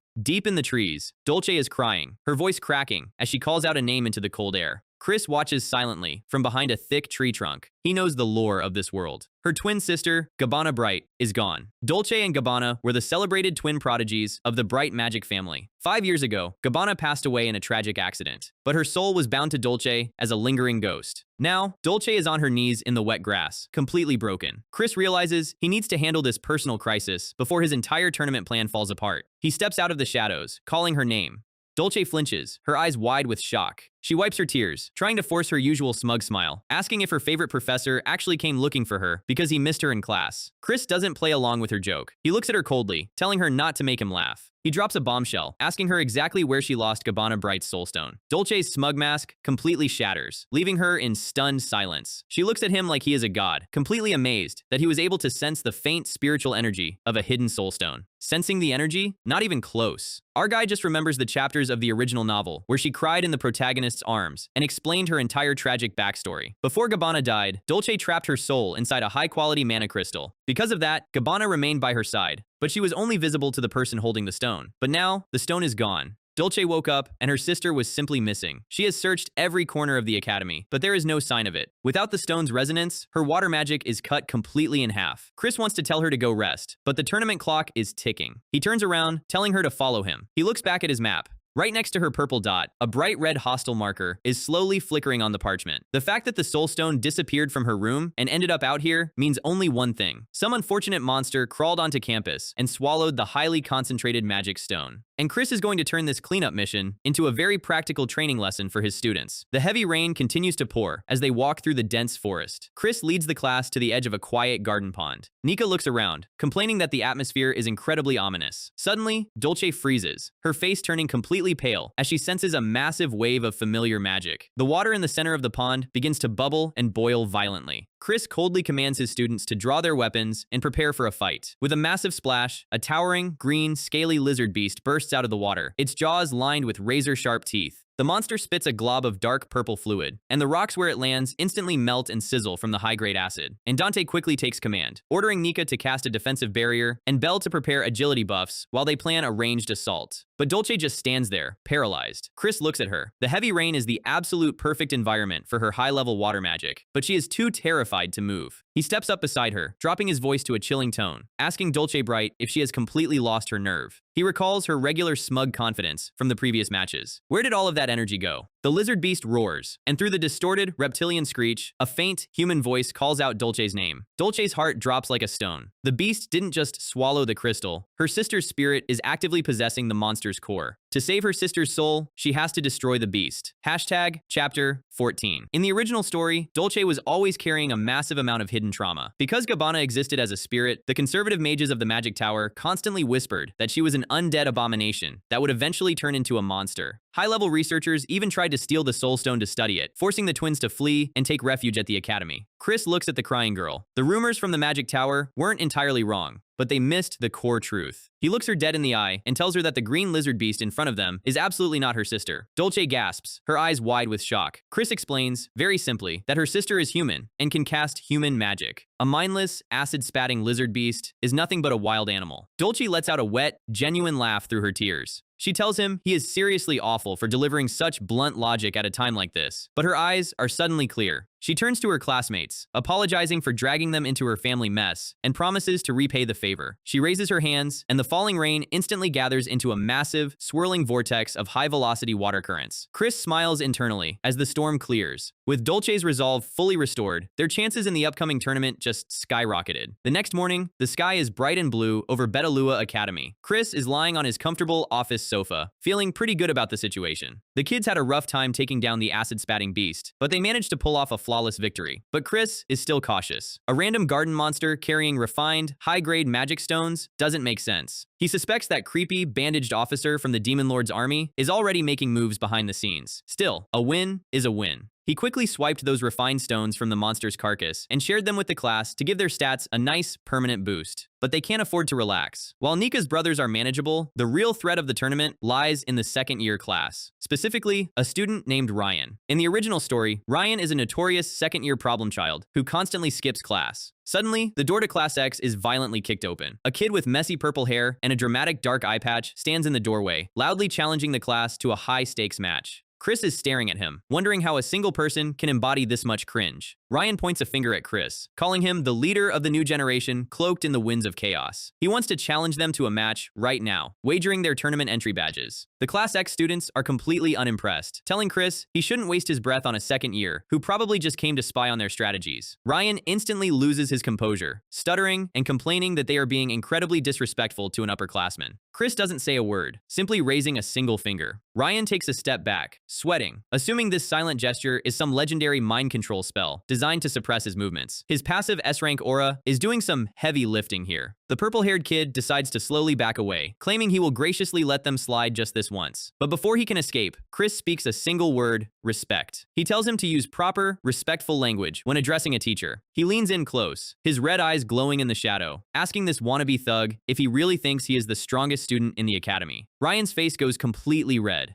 Chris smiles internally. In the novel, Ryan is a classic character type who is incredibly weak to anyone who acts cooler than him. Ryan bites his lip, claiming his legendary Emperor eyes can see through any cheap bluffing. Chris decides it is the perfect time to test out his new system reward, the super popular guy's cape. He equips the item, and a massive, blinding golden light suddenly floods the entire classroom. The system confirms the activation of Illusion of Radiant Light, generating a glorious, sparkly halo around Chris. Ryan's jaw drops as he is hit by the pure, unadulterated power of maximum handsome energy. The golden light is so intense, it is literally consuming 100 mana points per second. Ryan covers his eyes, screaming in agony, as his brain is completely short-circuited by the sheer sparkling majesty of his teacher. Chris walks forward through the light and delivers a gentle, deadpan flick directly to the kid's forehead. He tells him to quit acting tough and go home. Ryan stands there, his face completely flushed, clutching his forehead in absolute defeat. Chris is pretty happy with the result, even if the method was slightly embarrassing. Ryan turns and runs down the hallway, screaming that next time, Chris had better watch his progress for real. Our guy lets out a sigh, but then a terrible thought hits him. Did his dramatic performance just accidentally give the rival the exact motivation he needs to unlock his true power? He decides to put that worry aside, walking down the quiet main corridor of the academy. Suddenly, a familiar voice calls out to him from behind. It is Eugene. The green-haired, smiling homeroom teacher of Class Y. Eugene laughs, explaining that Ryan was his homeroom student last year and drove him absolutely crazy by never listening to a single word he said. He cheerfully offers to exchange information about their respective students over a nice, quiet dinner. Chris doesn't even hesitate, delivering a flat refusal. Eugene doesn't seem bothered, smiling as he shoves a neatly wrapped pink bento box into Chris's hands instead. He claims it is just a small token of his feelings. Chris stares at the box with deep, intense suspicion. He knows Eugene is a spy for the principal. Since Chris chose the neutral faction path, there is a very high chance this bento is packed with high-grade poison. He tries to hand it back, but Eugene simply chuckles, claiming he worked incredibly hard to prepare it and would never put anything weird inside. Chris walks away, holding the suspicious lunchbox, trying to focus on his main goal of winning the tournament quickly. Eugene watches him go, his gentle smile fading slightly, as he asks if something is troubling his favorite colleague. He remarks that whenever he is feeling overwhelmed by difficult thoughts, he prefers to spend some quiet time alone, in a hidden, peaceful place. Chris stops. The advice sounds simple, but the way Eugene is looking at him makes it feel like he is speaking directly to the transmigrated soul inside, not the character of Chris. Eugene turns around, offering to share his ultimate secret base with him. He tells Chris to simply follow the map, promising that absolutely nobody will be able to disturb him there. It is the old campus dormitory, a structure that was shut down and abandoned years ago. Chris walks away, his mind racing. Why is a green-haired spy pointing him toward that specific location? He realizes that in the lore of the original web novel, that abandoned building isn't just a dusty ruin. It is a high-level dungeon filled with hidden treasures and ancient sleeping monsters. Could this smiling spy actually be trying to help him grow stronger? Or is he walking straight into a deadly trap? We are going to find out.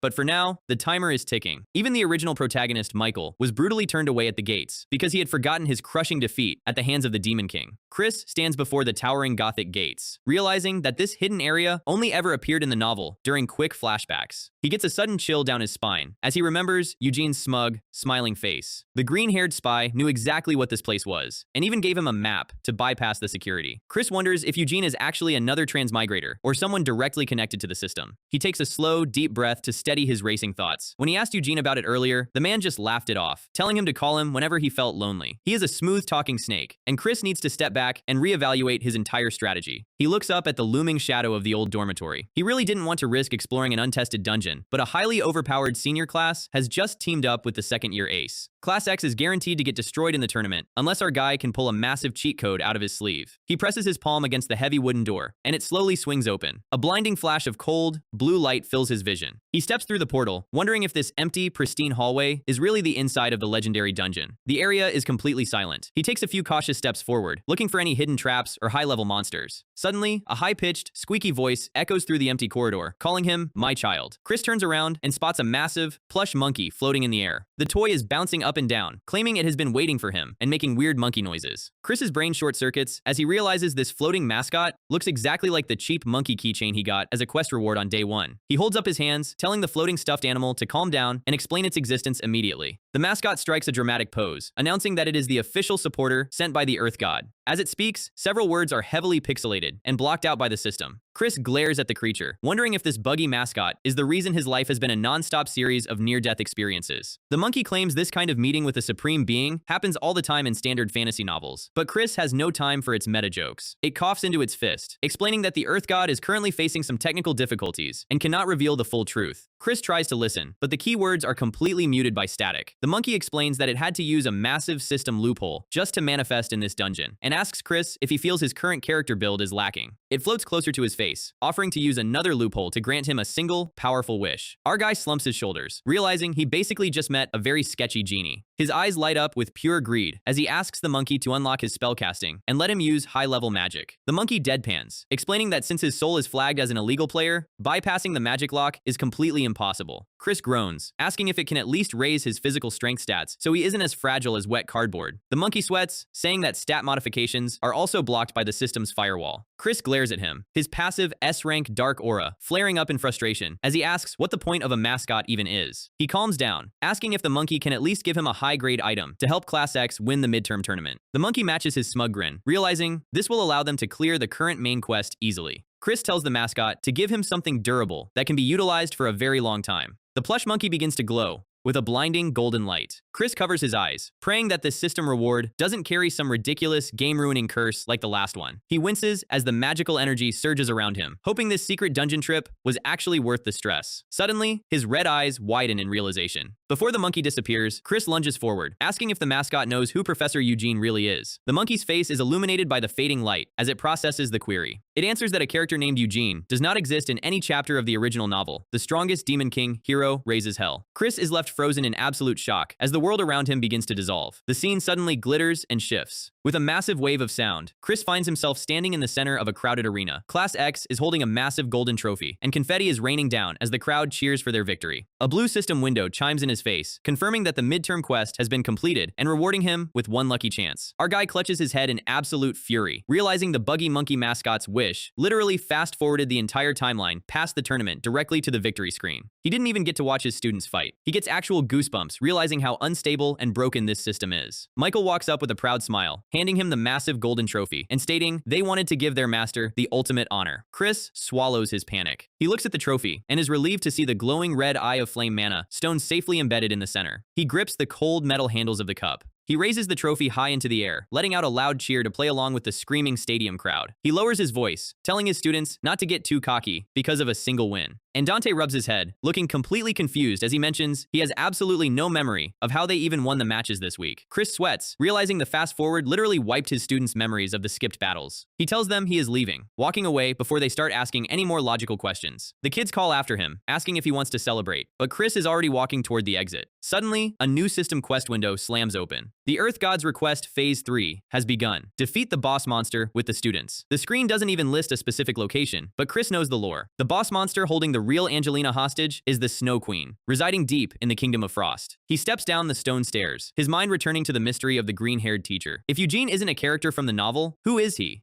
Is he another transmigrator who died on Earth? Or is he something much worse? He clenches his fist, telling himself to focus on the immediate raid. The kidnapper of the real Angelina is the Snow Queen. Despite her elegant name, she isn't some beautiful ice goddess. She is a horrific, giant flying insectoid boss that drains the life force and mana out of frozen hosts, and Chris needs to prepare his students for a very messy fight. Chapter 16. The carriage wheels crunch softly over the thick layer of snow as they approach the frozen, jagged mountains. Chris leans back against the plush leather seats of Duke Seraph's luxurious carriage, noting that the ride is exceptionally smooth. He glances toward the other corner of the carriage, his red eyes narrowing in annoyance. Ryan, the purple-haired second-year Chunabu, is striking dramatic poses, claiming his Emperor's Eye is tingling as Michael and Andante groan, in exhaustion next to him. After losing the tournament, Ryan literally spent days begging Chris to let him join Class X's next mission, and Chris finally allowed him to tag along, because the kid actually possesses high-level combat skills. Chris looks at the glowing red Eye of Flame mana stone in his hand, which acts as the physical key to enter the Frozen Realm. And Dante looks at him nervously, asking if everything will really be okay if they just follow the strategy. Michael smiles warmly, patting Andante's shoulder and telling her that the professor has never led them astray. Chris watches the interaction, thinking that if he didn't know Andante was actually a boy in disguise, he would be highly impressed by Michael's natural main character romance skills. Ryan leans over, teasingly suggesting they give the young couple some space. Chris internally sighs, remembering that the girl Michael is flirting with is currently binding his chest with magic. The carriage stops, and the group steps out onto the freezing, windswept stone ledge. Before them stands the massive, towering ice gates of the Kingdom of Frost. In the original novel, this dungeon was a total nightmare, because the protagonist had to fight both the Snow Queen and a massive ambush from the Demon King's forces. But today, they only have to deal with the giant insect. Chris has already explained the boss's attack patterns to his students, giving them a massive tactical advantage. He raises the red mana stone, and a bright flash of crimson light shatters the seal, granting them entry to the shards of the false mirror. Suddenly, a high-pitched buzzing sound echoes through the cavern, and a massive, white-winged mosquito-like creature with crystalline legs descends from the ceiling. Chris commands his students to draw their weapons and prepare for a fast, coordinated assault, but the room remains completely silent. Chris turns around, his red eyes widening in surprise, and Dante, Michael, Nika, and Ryan are all on their knees, clutching their heads in agony and sobbing as they mutter about their deepest, darkest childhood regrets. He realizes the Snow Queen didn't wait to attack. She immediately unleashed her signature psychic nightmare illusion, trapping everyone's minds in their own worst memories. Because Chris's S-rank transmigrated soul is locked and immune to mental magic, he is completely fine, but his F-rank physical stats mean he cannot fight this giant bug alone. He needs a high-level magic user immediately. He clenches his fist, realizing who he has to wake up first. He runs over to where Dulce is lying unconscious, quickly searching her pockets. He grips the cold yellow crystal soulstone and pulls it out. A faint, shimmering light flashes, and the spectral figure of Gabbana Bright manifests in the cold air. Gabbana looks at him calmly. Chris quickly asks her to confirm if her specialty is high-voltage electric magic. She nods silently. Chris glances at his knocked-out students. To break a high-level psychic illusion, he needs to deliver a sharp, physical jolt to someone who can handle the impact. He tells her to shock one of his students immediately. He points a finger at Belle, the gentle, timid blonde healer, lying face down in the snow. According to the original novel, you should always be extremely cautious around characters who act overly sweet and vulnerable. Gabbana releases a sharp bolt of yellow lightning, and Belle lets out a loud scream as the current courses through her body. Belle sits up, rubbing her head in confusion, and suddenly, a pair of fluffy wolf ears and a bushy tail pop out from her hood. Chris tells her she should probably hide those ears and tail before the others wake up. Belle gasps, quickly covering her head in embarrassment. Healers in this world are actually half-breed werewolves, an ancestral race bred for absolute physical brutality and combat force. But because of their dark history, they despise violence and became obsessively kind, making them the ultimate secret weapon in a crisis. Chris commands her to use her physical purity to dispel the psychic magic on the others. She nods, preparing her magic, while Chris hears a sharp buzzing sound coming from the ice altar. The giant mosquito monster lands on a massive block of translucent ice. Inside the ice block lies a young girl with long, pale blue hair. It is the real Angelina, and the monster is actively draining her mana. Chris grits his teeth, realizing he has to destroy the beast before it finishes absorbing her life force. He turns to Belle, asking if she has finished waking up the team. Belle is currently channeling her holy light into Michael, but the young protagonist is thrashing in the snow, groaning in deep physical agony. His mind is trapped in a horrific, demonic nightmare of his past. Chris looks down at him. Out of everyone in Class X, the protagonist carries the darkest, most volatile trauma. If Michael goes full demon and loses control in this narrow ice cavern, it will be a complete disaster. But they desperately need his raw offensive power to break the monster's shell. Chris looks at Belle and commands her to prepare a high-level mind link spell. He is going to dive into Michael's mind and pull him out himself. Belle gasps, warning him that if anything goes wrong during a psychic dive, Chris's mind could be permanently shattered or trapped inside the nightmare forever. Chris puts on his coolest, most heroic expression, reminding her that they are still in training and he is their professor. He tells her that a true leader must always take absolute responsibility for his disciples. He tells her he trusts her ability to pull him out if the nightmare gets too dangerous. Belle is deeply moved, her eyes shining with determination as she vows to manage the spell perfectly. Chris lets out a slow smirk, running his fingers through his dark hair as the magical connection begins to hum. It is time to dive into the protagonist's mind and manually lower the difficulty of this boss fight. Our guy is officially diving into the deepest, darkest corner of Michael's mind. And even without the system warnings flashing in his face, he can tell this mental lobby is completely broken. This is the burnt-out village where Michael grew up, back when his father, the literal Demon King, decided to play the Worst Parent of the Year award by taking out his human mother. The trauma here is so thick you could slice it, and Chris immediately spots the elm tree from the original novel's tragic flashback. He steps into the burning ruins of the house and finds a young, crying Michael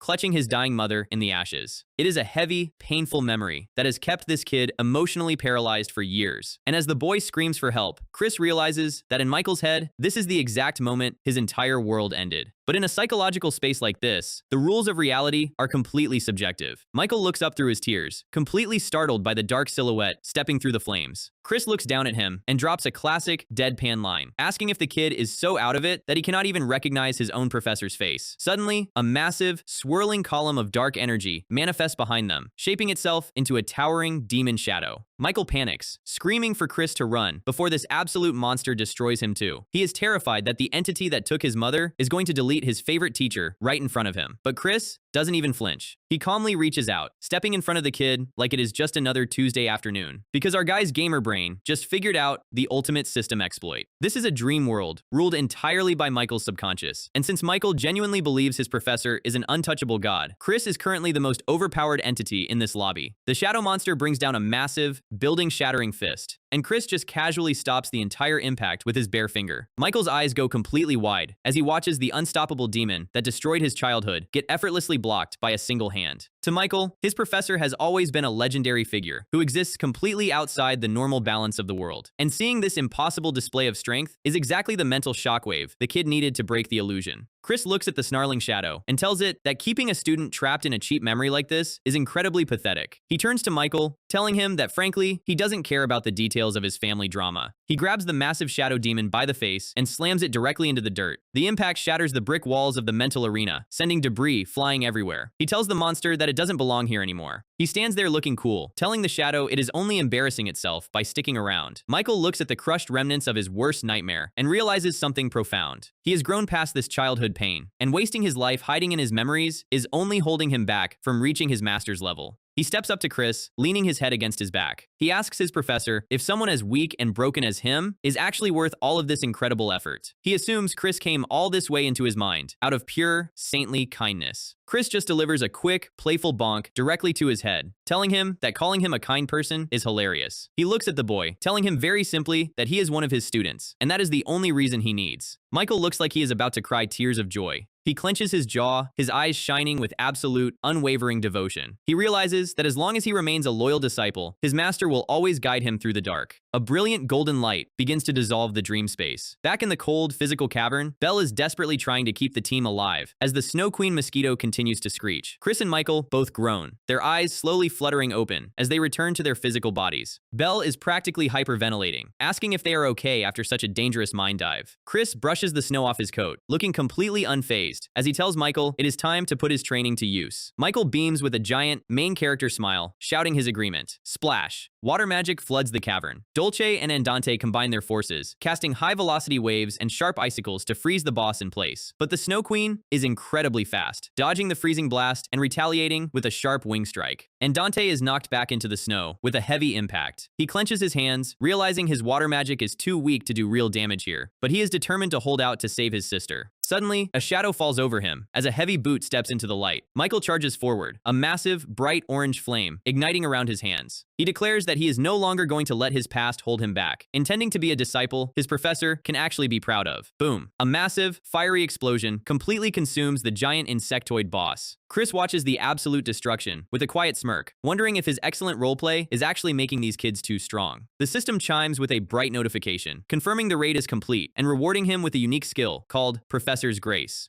Hashtag Chapter 18. A few hours later, the carriage is smoothly rolling along the sunlit forest paths. Chris looks over at Michael and the purple-haired Chunabu kid, Ryan, who are both snoring loudly on the leather bench. Thanks to Michael going absolute beast mode at the end, the real Angelina Seraph was successfully rescued from the ice and sent back to her family. Chris pulls up his system screen to inspect his new reward, wondering what Professor's Grace actually does. Tui, the system literally spits a physical item directly into his face. He catches the fluttering paper, realizing it is a sheet of shiny green 4-leaf clover stickers. Our guy is completely disgusted, asking the system if it seriously thinks he is a kindergarten teacher who rewards kids with gold stars. But then he flips the page over and reads the active description on the back. Suddenly, a massive impact shakes the entire carriage, nearly tossing him off his seat as the boys wake up in a panic. A deep, vibrating growl echoes through the forest trees outside, sounding like a high-level beast. Michael clenches his fists, asking if they are under attack, while Ryan strikes a pose, claiming the dark forces are just jealous of his cool eye patch. Chris lets out a quiet chuckle, thinking the kid needs to learn how to keep his cool under pressure. Michael looks at his master, eagerly asking if they should run or turn this forest into a battleground. Chris is thoroughly stunned by the absolute, sparkling devotion in the boy's eyes. He already has a very good feeling about who is waiting for them outside, and decides it is the perfect time to test his new system toy. He commands both of them to close their eyes and keep them shut until he says otherwise. Fwip!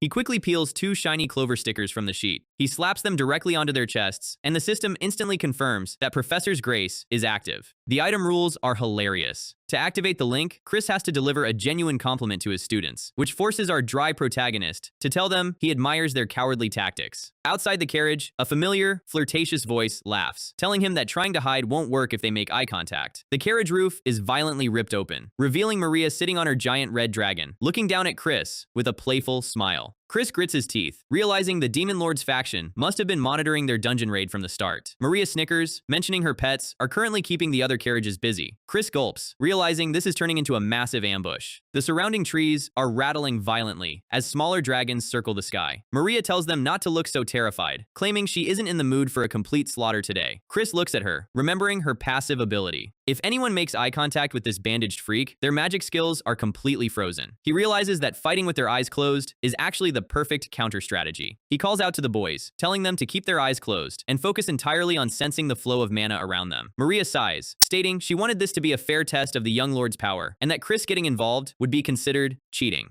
Clatter. Pink magical chains wrap around Chris, binding him tightly to his seat. Michael screams in outrage, but Maria tells him to relax, explaining she just wanted to try out a fun new curse her lord gave her. She mentions the curse feeds on the target's strength. The more powerful you are, the tighter the binds squeeze. Chris internally starts grinning like a maniac, realizing his physical stats are so weak that the ultimate strength-based curse feels like being tied up in soft jelly. But he plays along with the struggle, telling the boys that since he is currently incapacitated, the fight is entirely up to them. Maria raises her hand, ordering her winged beasts to begin the hunt. Michael groans, realizing his mana pool is almost empty from the previous Snow Queen fight.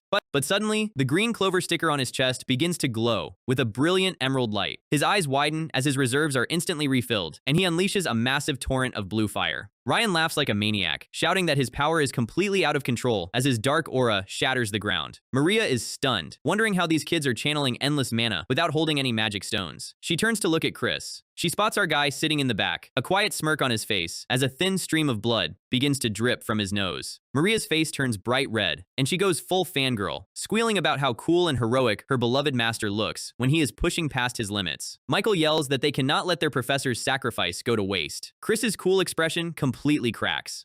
He is screaming internally, begging these brainless kids to stop casting high-level spells, because the system is literally draining his S-rank mana pool like a siphon, and if they keep this up, he is going to physically pass out. The system screen confirms the brutal reality. The clover stickers are actively transferring his massive mana pool directly into his disciples, and our fraud master is currently running on empty. Draining my S-rank mana to power up my students feels exactly like having 2 giant mutant mosquitoes sucking my battery health dry. Meanwhile, this absolute creep Maria is leaning in, whispering about how pale I look. Michael is not having it, pouring every single drop of his boosted fire magic into the sky. But she doesn't even blink, casually telling the kids to go play with her pet dragon, because the adults need to talk. I look her dead in the eye and tell her she has 0 chance of getting a response from me, which, of course, only triggers her inner masochist. She is practically swooning over my silent treatment. She is blushy, squealing, and making faces that are actively giving me the creeps. She asks what kind of secret magic I'm running to move like this, while I'm just sitting here hoping she gets institutionalized. She actually reaches out to touch my face. I'm only sweating because because this is a level 10 awkward situation. I have to wonder how my fake teacher persona is so convincing that it's fooling a high-ranking demon right before Michael drops another nuke. That finally backs her off. The guys run over, proudly reporting that they cleaned up all the trash mobs. I tell Michael he can finally open his eyes, and he immediately gasps, looking for the key to these chains. I don't have time for a locksmith. I flex my S-rank passive pressure and shatter the chains like cheap plastic wrap.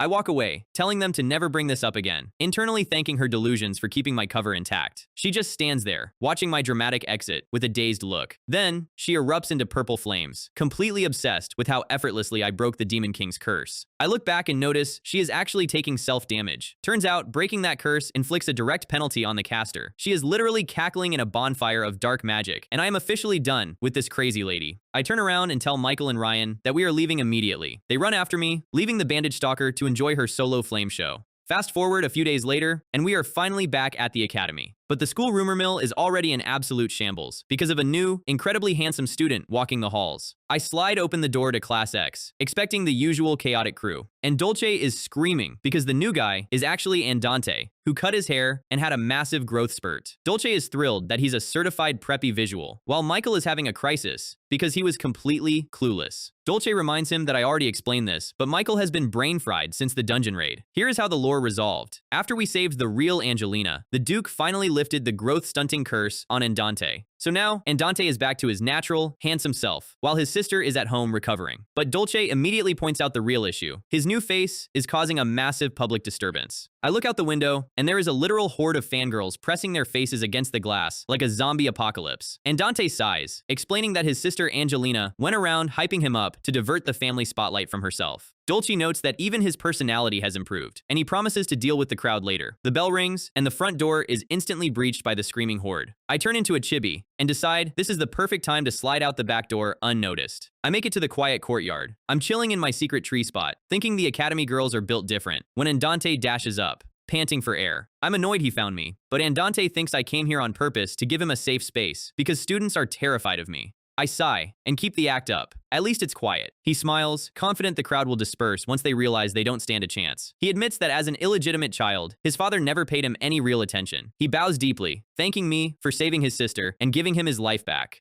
But I noticed something. He didn't even try to use stealth magic to escape the crowd. I realize he's done hiding. He wants to live as his true self now. I smirk and tell him to enjoy being Andante all he wants, which completely melts his remaining defenses. He smiles, completely devoted to the cool professor act. When he asks if he can hang out here more often, I immediately reboot my antisocial settings and tell him to get lost. But just as the first semester vacation is about to start, the peaceful vibe is shattered by a sudden incident. There is a bloody sword, a dark hallway, and a crowd of terrified students whispering in the dark. A dark silhouette is standing over the body, holding the blade. The shadow remarks that they never expected their first human target to be someone they actually knew. A student screams that Professor Doten just murdered someone, and the shadow grins with a terrifying, unhinged smile. This is a classic identity theft setup, and things are about to get incredibly messy. But let's rewind to before the murder accusation. I was just walking back to class because I forgot a book, and not just any book, a literal, illustrated magic guide for toddlers that would completely ruin my reputation if anyone saw it. I slide open the door, hoping the coast is clear. It's empty, but I notice a pile of love letters that has literally exploded out of the locker. I pick them up, laughing at the dramatic energy of these teenagers. But then, I grab one specific black envelope, covered in weird soot, and a puff of dark dust wafts into my face. I let out a massive, violent sneeze. I complain about the terrible air quality and decide to book it before anyone catches me with kids' books. Cut back to the present.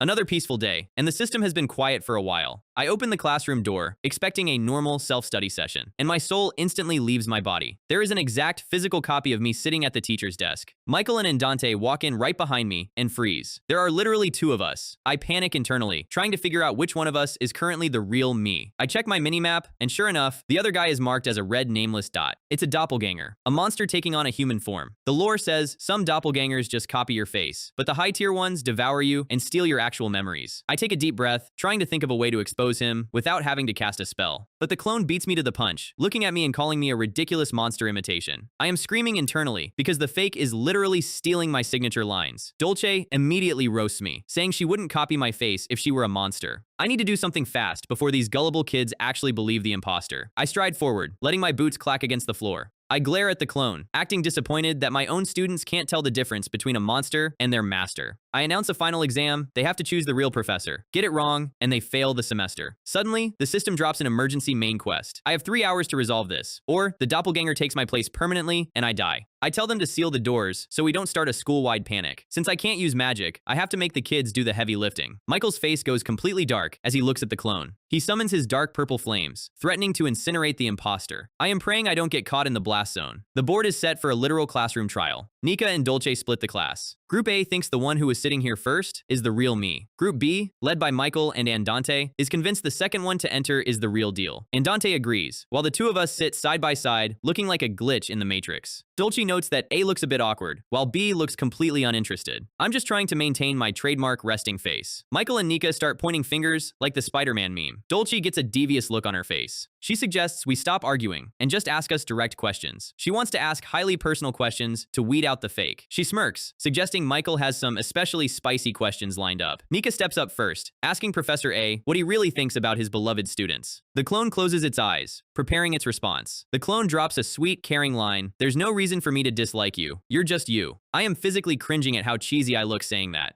But I realize the clone is too accurate. That dust yesterday was definitely mimic spores. These spores split in two, one half drains your mana, while the other grows a mushroom clone based on that stolen energy. The real issue is, if we attack them before they merge back together, they will just regenerate infinitely. I have to wait for the right moment. Nika is crying tears of joy, thinking I secretly care about them. I am highly annoyed the clone is playing the Tsundere card so well. Michael turns to Professor B, the real me, with a serious expression. I stay perfectly in character, sighing and telling him it's not even worth answering. Michael accepts this as classic behavior and fires off the next question, asking if I have any plans for the upcoming school break. I sweat internally, wondering what kind of trap question this is. The clone immediately answers, I don't. I'm still thinking about where to go. But then, the clone adds, I've always been like that. I never know where I'm going. I jolt. This isn't just basic memory copying. The doppelganger is pulling thoughts from my actual soul, not as Chris, but my previous human self from Korea. Hearing my deepest existential dread read aloud by a mushroom clone is an incredibly weird experience. Then, the clone says, at times like this, I wish you were here. I freeze. Who is it even talking about? I remember my previous life, staring at a laptop screen late at night. I never relied on anyone. I was always completely alone, working part-time cafe jobs and barely scraping by. I wonder if the clone is glitching out, but then it drops a line about wanting to be guided. Suddenly, the door is smashed to pieces. Eugene, the green-haired spy, casually stands in the broken frame, claiming he just gave the door a slight push. He smiles his creepy, closed-eye smile, greeting me and asking who our second guest is. This guy's timing is absolutely criminal. So, Eugene just slides into the room with the most suspicious timing possible, smirking like a guy who knows exactly what's on my search history. He casually suggests ending class early today, but then drops a direct glare at the clone, calling out our little doppelganger training session. The clone looks absolutely terrified, realizing her 5-minute trial of identity theft is officially over. She doesn't even say goodbye. She just launches herself out the classroom window like a cat caught on a kitchen counter. I have to chase after her immediately, because if Eugene or anyone else lands the final blow, my entire act is completely ruined. I slap on the buggy monkey keychain to get a much-needed speed boost, upgrading my physical movement speed from a dead snail to a slightly faster snail. I sprint down the hallway, praying my F-rank lungs don't give out before I reach the exit. I skid to a halt in the courtyard, my boots digging into the dirt as I spot her. The clone turns around with an unhinged smile, bragging about how much massive S-rank mana she's siphoned from me in just 24 hours. I catch up, and she looks down her nose at me, telling me I'm practically nothing without my passive mana pool. She claims she's peeked inside my soul and knows deep, dark secrets from my past that even I don't remember yet. I realize she's just trying to stall for time until the spores fully fuse into a permanent body. But she forgot one minor detail. Even a fragile, magicless fraud like me can end this if I aim directly for her mushroom heart. She lets out a creepy laugh, her face starting to sprout weird fungus lumps as she pities some mysterious person from my past. I don't get paid enough to listen to villain monologues. I swing my rusty sword and slash her straight through the chest. She hits the floor with a heavy thud, just as 2 random academy students open the door to see what all the noise is about. The system rings with a quest complete notification, handing me a weird short-haired doll while the students start screaming that I just murdered someone. But before they can call the magic cops, the clone starts dissolving into a sparkling pile of gray dust. I stare at the ashes, thinking that's exactly what's going to happen to my physical body if the academy ever finds out I can't cast spells. I execute a tactical sneak out of the courtyard, while the crowd of extras gathers around the bloodstains on the floor. Back in the classroom, the janitor is looking at the shattered door, suggesting they should probably invest in a sturdier frame. He asks Eugene why he was in such a rush to break down the door when I was clearly handling things inside. The janitor teases him, asking if those old rumors about Eugene wanting to ask me out on a romantic date are actually true. Eugene smirks darkly, letting the joke hang in the air until the janitor panics, screaming about his 15th wedding anniversary. Eugene laughs it off, raising his hands and admitting he was just messing with him. But as the janitor walks away, Eugene's smile vanishes, staring into the empty corridor. The janitor asks if he has some kind of deep, secret history with me, since he talks like he knows my secrets. Eugene clenches his fist so hard his knuckles go white, his usual playful mask completely slipping. But in a split second, he plasters that fake, lazy smile back on his face and denies everything. The next day, the school is back to normal, but I have some private business to attend to. Dolce is sitting in the classroom when Belle runs in, telling her that I requested to see her alone in my office. She walks in, looking incredibly nervous as I sit behind my desk, looking as intimidating as possible. I tell her I reported the doppelganger incident to the principal, but that's not why she's here. I reach into my cloak and slide a small, round object across the desk. It's the short-haired plush doll I got from the System Quest. She squeezes it, completely confused as to why her cold, scary professor is handing her a cute toy. I look at her coldly and tell her that next semester, she needs to register her sister properly before bringing her to class. I look directly past her and address Gabbana by name, telling the ghost sister she can't keep secretly auditing my lessons forever. Dolce's jaw drops. She realizes I'm talking about a legendary, long-lost magic, the high-tier art of necromancy, which allows a lingering spirit to fully possess a physical object. She remembers how many times she tried to do this in the past, but Gabbana's soul was always too powerful for standard vessels. She stares at me, convinced I stalled the doppelganger on purpose, just to harvest its high-grade mana stone to create this doll. Suddenly, Gabbana's spirit successfully bonds with the plush toy, hugging Dolce and crying happy tears. Dolce looks at her sister, remembering how lonely she felt when she couldn't explain the truth about Gabbana to the other kids. Tears start welling up in her eyes as she realizes someone finally treated her ghost sister as a living person. I fold my arms and deliver a classic dry mentor speech, telling her she's not the only person in the world who has lost someone. She looks at me, instantly imagining some tragic, beautiful backstory where I lost a loved one and studied necromancy to cope. She bites her lip, completely overwhelmed by my supposed depth and wisdom. I ask her if she's going to take the doll or just keep staring at it. I rise from my chair, telling her to figure out how to use the vessel before the next semester starts. She clutches the doll to her chest as I walk out, whispering a quiet thank you to my back. I step into the hallway, my face completely blank. And then I pull the ultimate greedy gamer face, internally screaming about how I just gave away a perfect, one-time use decoy item. I try to comfort myself, rationalizing that keeping Dolce's ghost sister happy benefits Class X's overall combat rating in the long run. I start wondering how I'm going to spend my peaceful school vacation, but a high-pitched, incredibly annoying voice calls me a little rascal from behind. I turn around and find the ancient, child-sized principal Lily Betalua, looking absolutely furious that she had to walk to my office. In typical fantasy novels, the school principal is always either a wizard with a massive white beard or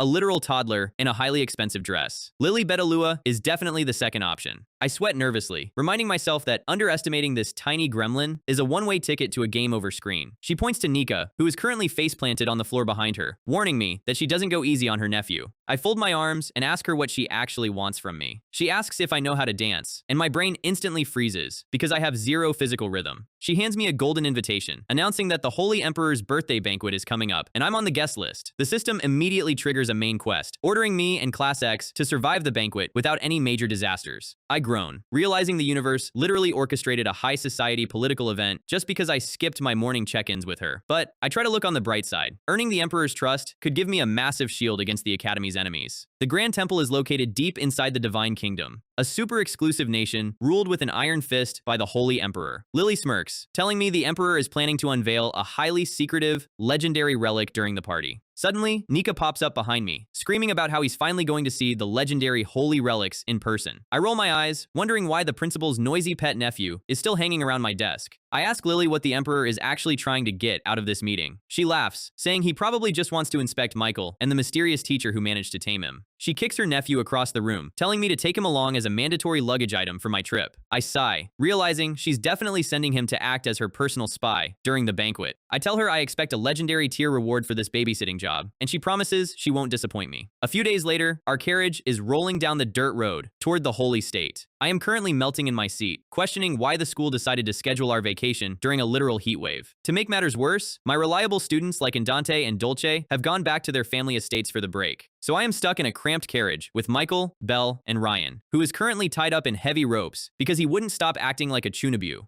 Belle presses her face against the glass, pointing at the massive, glowing magic dome that completely covers the holy capital. I look over at Michael, who has been staring at his feet with a deeply depressed expression. I remember the novel's lore. When his mother was murdered, the priests locked the temple doors and refused to help him. I am not feeling great about this either, mostly because I dropped the web novel right before the Holy Emperor revealed his villain arc. The carriage screeches to a halt, and we finally step out into the pristine, blindingly white streets of the Divine Kingdom. Belle looks around the marble buildings, completely charmed by how perfect and clean everything looks. She asks why I look so miserable, and I tell her everything in this city is way too white and looks incredibly fake. Suddenly, a young priest with a smooth face and a creepy smile steps up to greet us. He introduces himself as Beryl, offering to act as our official tour guide for the week. He holds up his hand, showing off a glowing white cross tattoo that represents the mark of a true citizen. He tells us to follow him, leading us through the immaculate, quiet streets. He brings us to a massive, sparkling marble palace with gold-trimmed banisters. He hands us a gold bell, telling us we are restricted to our rooms and must ring it if we need to go to the bathroom. The kids look around the luxury room, completely awestruck by the fancy furniture. They immediately run off to jump on the beds, leaving me alone in the hallway. I slide open the door to my suite, admitting that this place makes our cheap local inn look like a dumpster. But as I step inside, I make sure to keep my cold, threatening expression locked in. I look up at the ceiling, spotting a suspicious, glowing crystal lantern that looks exactly like a surveillance camera. I know the Emperor uses these eyes to run a literal high-tech fantasy dystopia. So, to make a memorable first impression, I decide to give him a very specific, modern greeting.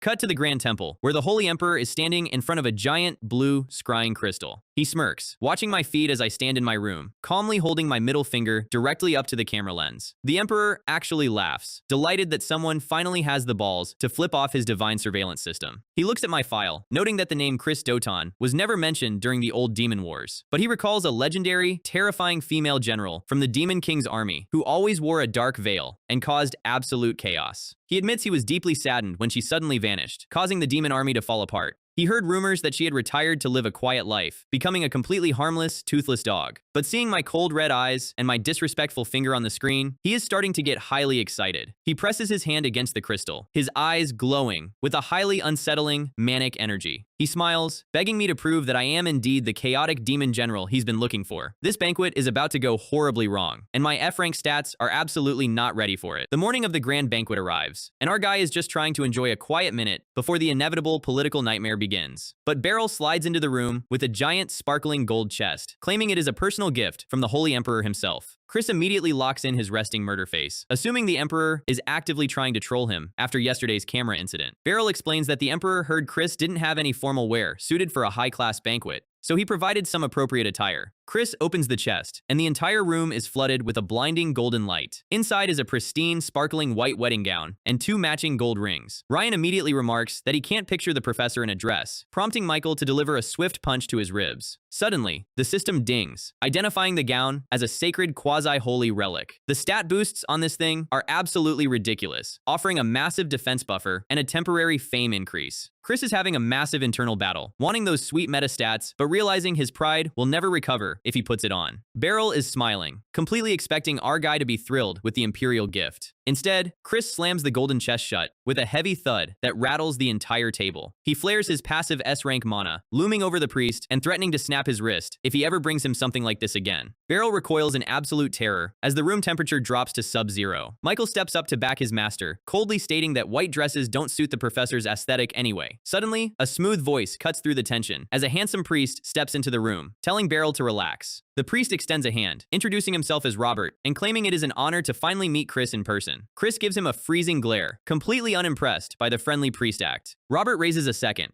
much darker chest, explaining that he needs Chris's specific help during the exhibition. He notes that because of the holy relic display, a lot of suspicious, high-level players have snuck into the banquet hall. He opens the dark chest to reveal a stunning, gothic black noble lady's dress and a matching lace veil. Chris is screaming internally, realizing the Emperor has completely boxed him into a corner where he has no choice but to accept the cosplay. Cut to the mirror, and our guy is looking at his new reflection, letting out a heavy, defeated sigh. The system confirms it is a special disguise dress that grants him a decent fame boost and a flawless noble lady illusion. He slowly opens the door, praying his students have enough respect not to start a group chat about this. He steps out, and the entire Class X crew freezes in absolute silence. Chris pulls down his black lace veil, awkwardly asking if the outfit looks too weird on him. Michael's face turns completely red as he stammers out that the professor actually looks incredibly beautiful. Chris sighs, assuming his loyal puppy disciple is just trying to use massive copium to spare his feelings. Ryan and Belle slowly walk behind him, whispering like a couple of gossiping high schoolers. Ryan admits he thought it was a completely different person, while Belle is convinced Chris must have been a high-ranking noblewoman in his past life. They look over at Michael, who is practically burning up from embarrassment. Belle smirks, teasingly asking Michael if he wants to ask the professor for a dance tonight. Michael panics, instantly covering Ryan's mouth to stop him from shouting, while his ears turn a deep shade of crimson. He looks down, mumbling that they are here on a serious mission, so he can't afford to get distracted. Belle gives him a knowing smile, noting that he didn't actually deny wanting to dance with her. They enter the grand ballroom, and the place is absolutely packed with elite nobles and high-ranking priests. Chris reminds them that the highlight of the night is the unveiling of the holy relics, which is when the primary threat will likely strike. He decides his best strategy is to stand in a dark corner, keep his mouth shut, and act like a background character. But the universe has other plans as a familiar voice calls out his name from the crowd. Chris flinches, slowly turning around as his fight-or-flight reflexes kick into overdrive. We get a quick flashback to the day before, inside Andante's luxury family estate. Andante is sitting on the sofa, looking like he just swallowed a lemon, while his sister Angelina teases him. She tells him he should have just stayed with the cool professor who saved her life instead of moping around the house. Andante complains about their father's strict demands, but Angelina laughs, stating she doesn't care about their father's magic-obsessed rules. She slides a sealed white envelope across the table, and Dante opens it, his eyes widening as he realizes it is an official invitation to the Holy Emperor's banquet. Angelina smugly notes that she is highly famous now, and everyone has been calling her to see if she's finally recovered. And Dante slumps back, completely overwhelmed by her casual attitude. He stares at the invitation, clenching his fist as he thinks about the quiet, terrifying teacher who gave him his life back. He suddenly springs to his feet, telling his sister he is borrowing one of her horses to head to the capital immediately. He smiles warmly, admitting there is someone very important he needs to see at the banquet. Cut back to the present, and Chris is staring through his black veil at the young man standing in front of him. And Dante is standing there, looking like a certified Giga Chad in a high-collar uniform, while Chris is trapped in a corset. Hashtag Chapter 24, Chris is frozen in place, internally screaming about why his star student is currently staring at his fancy dress. And Dante bows gracefully, explaining that his sister gave him her invitation so he could represent the Seraph family. Chris quickly turns his back on him, coldly telling him to go mind his own business and enjoy the party. And Dante lets out a nervous gulp, clearly sensing the icy rejection from his beloved master. But he takes a deep breath, steps forward, and extends a white-gloved hand with a gentle, romantic smile. He asks Chris if he would do him the honor of sharing a dance. The system instantly drops a random quest. Share one dance with Andante in front of Michael to trigger a classic jealousy event. Chris's face twitches in horror as he reads the quest details, noting how red Andante's ears are getting. He glances over his shoulder and spots Michael standing in the background, glaring at them with a terrifying aura. Chris realizes the buggy system is trying to force him into a corny daytime soap opera triangle between his own students. He swats Andante's hand away, flat out refusing to participate in this ridiculous melodrama. But because of his F-rank physical coordination, he accidentally slaps Andante's hand physically instead of tapping the decline button on his UI. Chris panics, deciding his only survival option is to go full toxic boomer mode to salvage the situation. Andante flinches, looking completely devastated as he stares at his rejected hand. He looks up at Chris's cold red eyes, instantly believing he has deeply offended his master and ruined their relationship.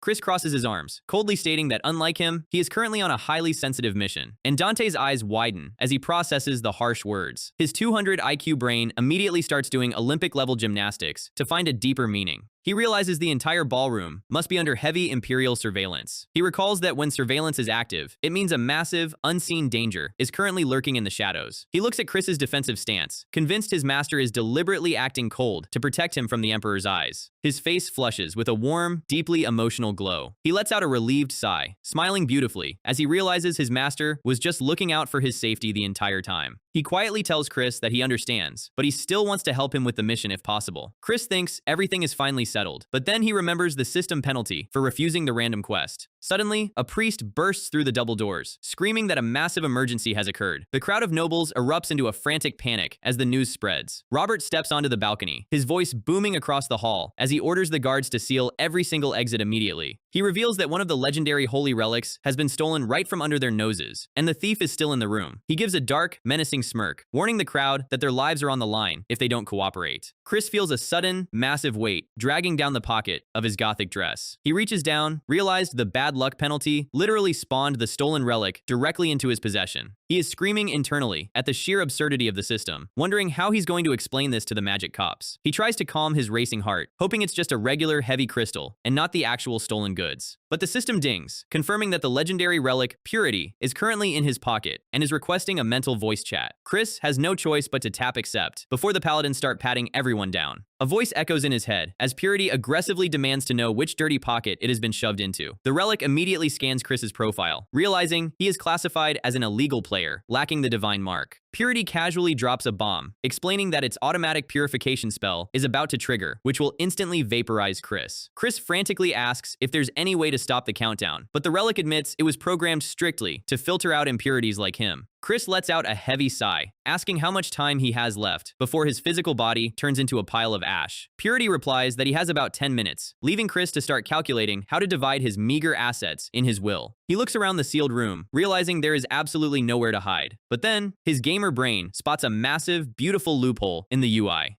He pulls up his stat window, staring at his fragile F-rank physical attributes and his locked side selection menu. He recalls that the stat window is part of the same system running the relic's countdown. He reaches under his gorgeous gothic dress and pulls out his legendary rusty ancient sword. He unleashes a clean swing, directing the physical blade straight at his own floating digital stat screen. The system barrier shatters with a loud digital crack that echoes in his mind. Chris smirks as the screen begins to glitch, realizing his insane gamble actually worked. The red warning lights flash as his entire user profile starts pixelating into static. The glitch text fills the screen, completely scrambling his name, fame, and stats from the world's database. Chris lets out a triumphant laugh through his black veil, realizing his very existence has just been completely erased from the game's network. So, our guy really just brute forced a database glitch to save his own life. The system is throwing red error codes everywhere, completely unable to process a user with negative recognition values. And Dante turns around, blinking like his brain just went through a factory reset, asking who he was even talking to. I let out a massive sigh of relief, because the absolute caveman strategy of hitting the UI with a sword actually worked. Now I have the legendary Holy Relic Orb in my hand, and I need to return it before the error codes resolve. But leaving without getting payback on the guy who tried to frame me feels like a massive waste of a lobby victory. I look over at Beryl and his buddy, who are still looking incredibly smug. The scrying rules say only citizens with the divine mark can enter the relic vault, meaning the thief is definitely an insider. I casually roll the orb across the marble floor like a bowling ball. Beryl trips on his own robes and catches the orb perfectly, landing on his knees right in front of the entire crowd. The red-haired priest looks like he just got caught red-handed in a live stream. He stammers that it's a misunderstanding, while I give him the absolute coldest anime smirk through my lace veil. The Emperor doesn't even hesitate, ordering the guards to drag Beryl off to solitary confinement. Robert apologizes to the crowd, announcing that the banquet is officially canceled. The quest clears, rewarding me with the Ring of Reflection just as the system recovery countdown reaches its final seconds. But before I can celebrate, Robert steps up to Michael, asking to speak with him in private. My overprotective master instincts flare up, because there is no way I'm letting this shady pope steal my star disciple. The system fully reboots, and I step directly between them. I look Robert in the eye and tell him he has terrible tastes, asking if it's normal for an emperor to kidnap kids without asking their guardian. Robert smiles, noting that he completely forgot I was even standing there, due to the system glitch. I tell him that if he has business with my student, he has to go through me first. He laughs it off, canceling the meeting with Michael, and asking me to join him for private tea instead. We sit down in his grand library, surrounded by massive gold-trimmed bookshelves. He sips his tea, thanking me for resolving the theft case so quickly. He explains that Beryl confessed to acting out of jealousy because he was waiting for a specific outsider. Robert admits he doesn't know how I pulled it off, but my methods are always incredibly unusual. I lean back, suggesting that if he is so grateful, he should show it with a high-tier legendary reward. He raises an eyebrow, asking if the school principal wasn't already paying me for this trip.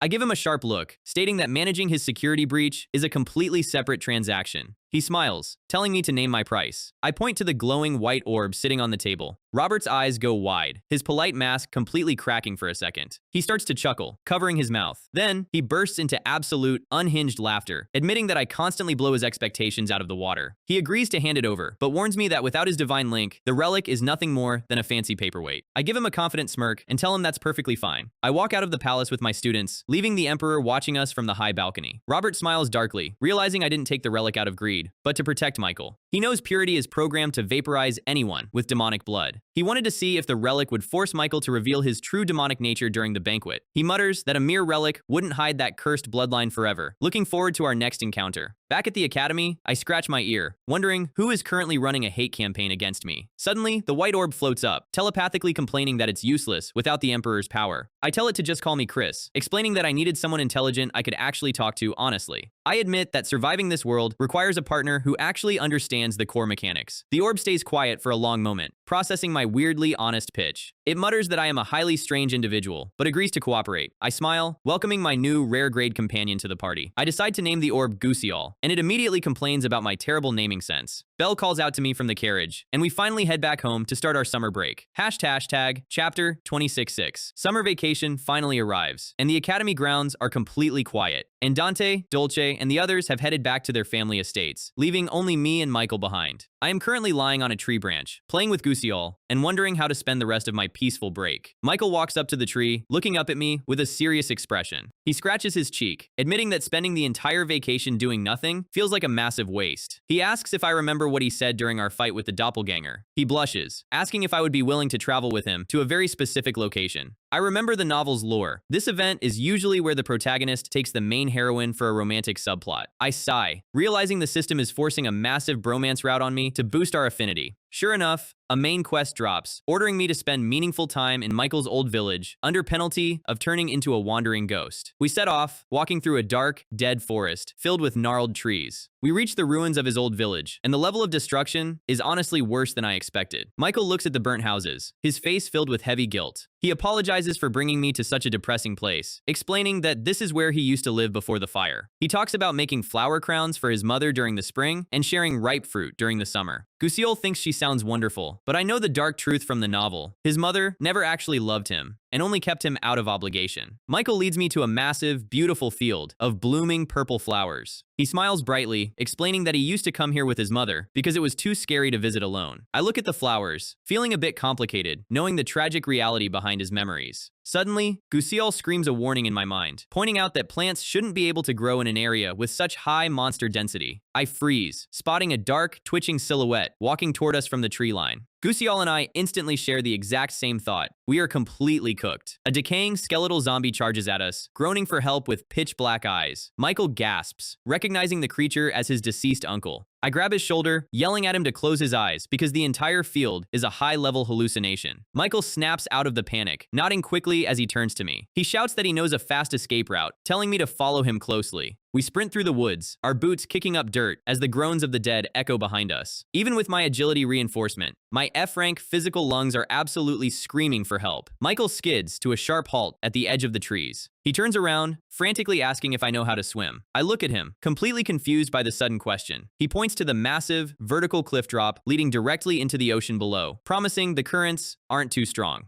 I stare at his enthusiastic face, convinced this kid is actually insane. The zombie horde bursts through the bushes behind us, baring their teeth. I take a leap of faith, deciding that drowning is a much cleaner way to go than getting eaten by moldy extras. We launch ourselves off the massive cliff, falling toward the sparkling blue water. I watch the sky rush past, thinking this is definitely the most intense summer vacation of my life. I wake up inside a dark, damp cave, coughing up seawater as Gooseyall tells me to hurry and get up. I remember falling unconscious after hitting the water, and I look around the cave to find my star disciple. Suddenly, a familiar, smooth voice echoes from the darkness. I turn my head, and my jaw drops. It's Eugene, but he is completely wrapped in comical white bandages, like a discount mummy. Michael is sitting next to him, soaking wet and looking like a drowned rat while trying to look tough. Gooseyall explains that when Eugene dragged my unconscious body into the cave, there were already 3 other intruders hiding inside. They apparently picked a fight, beat each other up in a massive brawl, and then fled in different directions. Michael and Eugene immediately start arguing, pointing fingers and shouting in the narrow cave. I lock in my S-rank, passive intimidation glare, letting the cold pressure fill the room. I tell them both to stay put, coldly stating that if they kill each other, they will just end up fertilizing the local flowers. Eugene sighs, handing me a pile of dry sticks to help dry my wet clothes. Michael sparks a fire with his fire magic, offering to warm me up.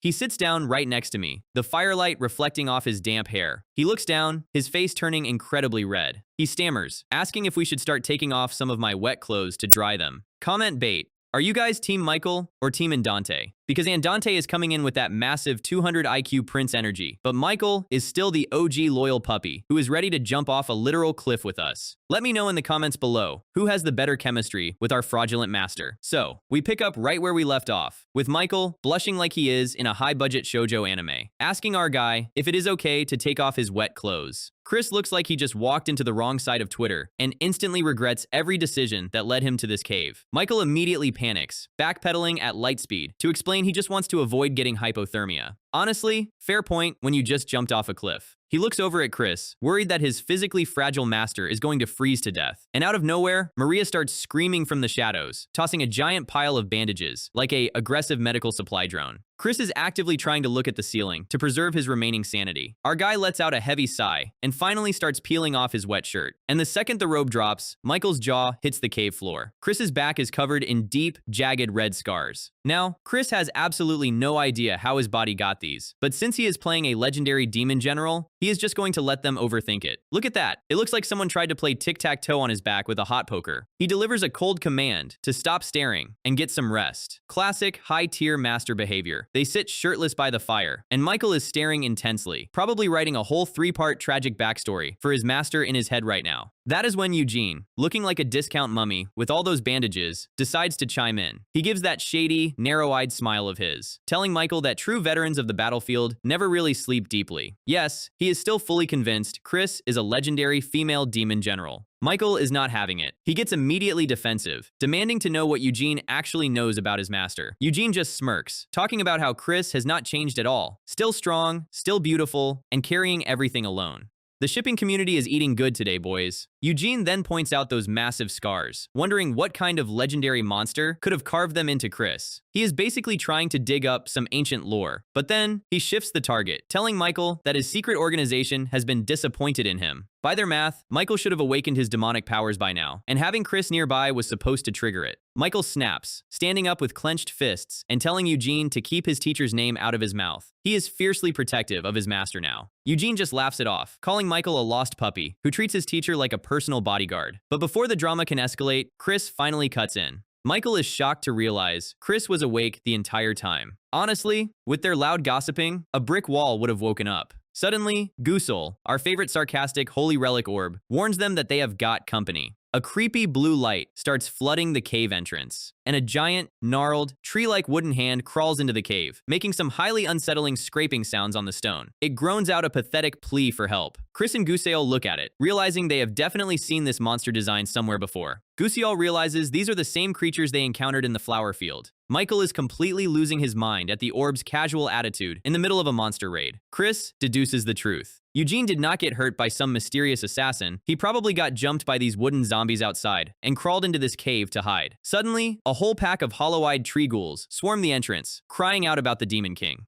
Chris realizes they are severely outnumbered, and that is how our trio ends up in a shirtless standoff against a horde of screaming forest zombies. Eugene explains that these monsters emit petrifying magic that completely freezes your body if you get hit. Goosel immediately yells at him to give them a strategy instead of a wiki description. Chris knows how game aggro works. With his passive S-rank mana leaking everywhere, he is the ultimate high-value target. He tells Michael and Eugene to back off and steps forward. The tree monster fires a massive, petrifying blast. Chris stands his ground, choosing not to dodge, because his F-rank physical stats would probably make him trip anyway. Instead, he slips on a golden ring. The system alerts that he has equipped the reflective sigil, which negates one attack but puts the item into a critical state. He throws a punch, and the ring unleashes a massive, explosive shockwave of water and light that completely vaporizes the wooden beast. The monster splinters and collapses, crying out for its mother. It is actually a deeply unsettling detail when you think about it. Michael is looking at Chris with literal stars in his eyes. Chris holds his arm dramatically, claiming the monsters will crumble on their own once dawn comes. Goosel immediately roasts him for using a pay-to-win defensive item and pretending he did it with raw martial arts. Chris tells the orb to shut up, or he will use it as a shield later. Dawn finally breaks over the beautiful ocean cove outside the cave, and the terrifying atmosphere instantly vanishes. Michael walks out onto the beach and notices something sparkling on the sand. It is a bunch of old, everyday items. A pocket mirror, some rusty scissors, a button, and a comb. Chris looks at them and realizes the heavy truth. Let's explain this dark lore. When ordinary objects are left at a massacre site, they absorb the leaking mana of the deceased. They basically turn into ghoul-type monsters that mimic the final, agonizing thoughts of the dead. Michael is completely devastated. He realizes the screaming monsters he was fighting were actually the simulated souls of his own family and neighbors. Eugene coldly points out that monsters are just monsters, and they are only imitating the dead. He tells Michael there is no point in crying over spilt milk. Chris stands up and tells Michael that if he does not burn these items now, the monsters will just reform at sunset. Michael silently nods, The weight of his past is hitting him all at once. Chris looks at his system screen. The quest requires him to spend meaningful time in Michael's old village and soothe the souls of those left behind. Chris explains that these ghouls formed because the villagers never received a proper funeral. He looks at Michael and gently tells him to take care of it. Michael's eyes light up with deep devotion. This is exactly the closure his disciple needed. Eugene bids them farewell, claiming he needs to go back to his human experiments before his wounds fully heal. Yes, he is casually admitting to mad scientist behavior. Chris is completely deadpan. It turns out Eugene didn't get hurt by enemies, he literally blew himself up in his own lab. What an absolute clown. Eugene flies away, leaving Chris and Michael to stand in the quiet, sunlit ruins of the village. Michael raises his hand, and a gentle, respectful fire ignites, turning the old items to ash and finally putting the souls of his people to rest. Suddenly, a massive system screen flares up in front of Chris. The requirements for Michael's awakening quest have been met. The system asks if he wants to proceed with the team formation prerequisite quest for Michael's awakening. Chris is sweating bullets. He glances at Michael, wondering why this awakening event is happening so much earlier than it did in the original novel. But Chris knows he cannot just blindly rely on his knowledge of the original plot anymore. Things are changing too fast. He slams his finger onto the yes button. No risk, no reward.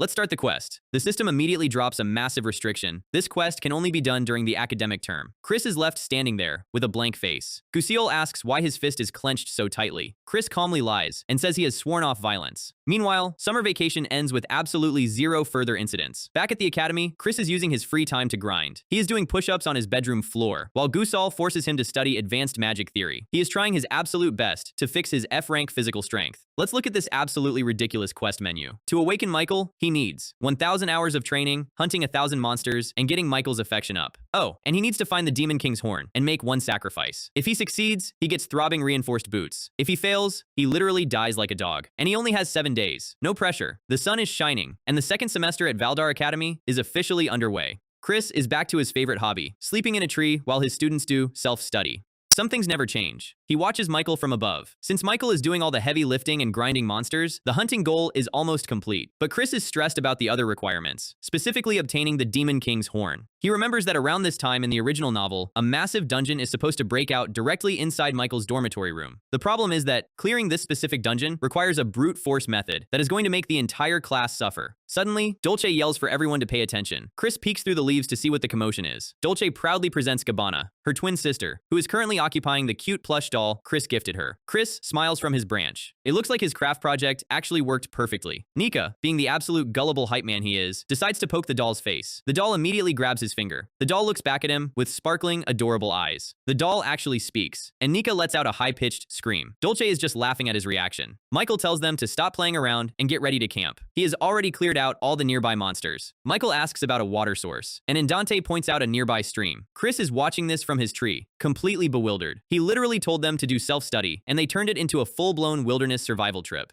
They are working in perfect harmony, collecting firewood, while Gabbana the doll demands to sit on Dolce's head like a tiny commander. Chris is sweating. He is wondering why their teamwork is so flawless. Gusiol smugly points out that since they are in a forest, survival training technically counts as self-study. Chris sighs, deciding that this hands-on experience might actually be useful for them later. He heads back to the main academy building, looking like a majestic lord walking through a palace. He has one critical task left. He needs to have a serious talk with Ryan, the Chunabu Knight. But he also has Eugene on his mind. Ever since his conversation in the dungeon, Chris cannot stop thinking about the system's warning. Eugene does not exist anywhere in the original novel. He is a complete anomaly. Chris is radiating a dark, stressed aura in the hallway, annoyed that he cannot find any leads on Eugene. Speak of the devil, he spots Eugene standing outside a door. Wait, is that his room? Chris's eyes widen as he realizes the crowd is gathered right in front of his own bedroom door. He runs up, demanding to know what is going on. Eugene warns him that he probably shouldn't try to go inside right now. Chris panics, immediately suspecting that Lily Betalua, the crazy lolly principal, has cleared out his room again. He pushes past them to look. His bedroom door is completely gone. In its place is a massive, swirling, glowing blue and purple dimensional rift portal. Guziol casually explains that it is a dungeon entrance. Chris is screaming internally. The dungeon that was supposed to appear in Michael's room has spawned in his room instead. Guziol points out a floating system screen that explains the sudden shift. The screen asks if he wants to proceed with the cohabitation event to increase Michael's affection. Chris's soul is practically leaving his body. He imagines Michael surrounded by sparkly shoujo roses, inviting him to stay in his room. The system literally deleted Chris's room just to force a shipping event for the awakening quest. He is furious. Eugene, with a shady smile, offers his own room. Chris immediately shuts him down. There is no way he is sleeping in a spy's room. Eugene offers to sleep outside, but Chris walks away, muttering that he has a place. He is officially homeless. He ends up crashing at the kids' base camp in the forest, lying down by the campfire. He smiles, realizing this place is actually quiet, close to the academy, and completely safe. He just needs to clear that room dungeon quickly. But then, a loud wolf howl echoes through the trees, ruining his peace. He stands up, holding a glowing green paper. He had to go out tonight anyway to gather some rare items. He checks his magical holographic map, which is glowing with green indicators. He upgraded it using a rare recipe. The system explains the recipe. He can combine basic items to create advanced recovery maps. He walks through the glowing blue forest, deciding to gather some rare herbs while he is out here. He spots a weird, root-like plant on the ground and yanks it. Guziel screams a warning too late. It is a mandragora. The root lets out a deafening, ear-shattering shriek. Chris lets go, sweating as he realizes that pulling that thing out completely would have aggroed every monster in the forest. But then, his red eyes narrow as he hears a deep growl. A massive, glowing, pink-eyed white wolf steps out of the bushes, baring its teeth. Guziel is absolutely panicking, screaming about how to deal with wolves. The orb is asking if they should sing a song or cry for mercy. Chris just stands there, completely calm.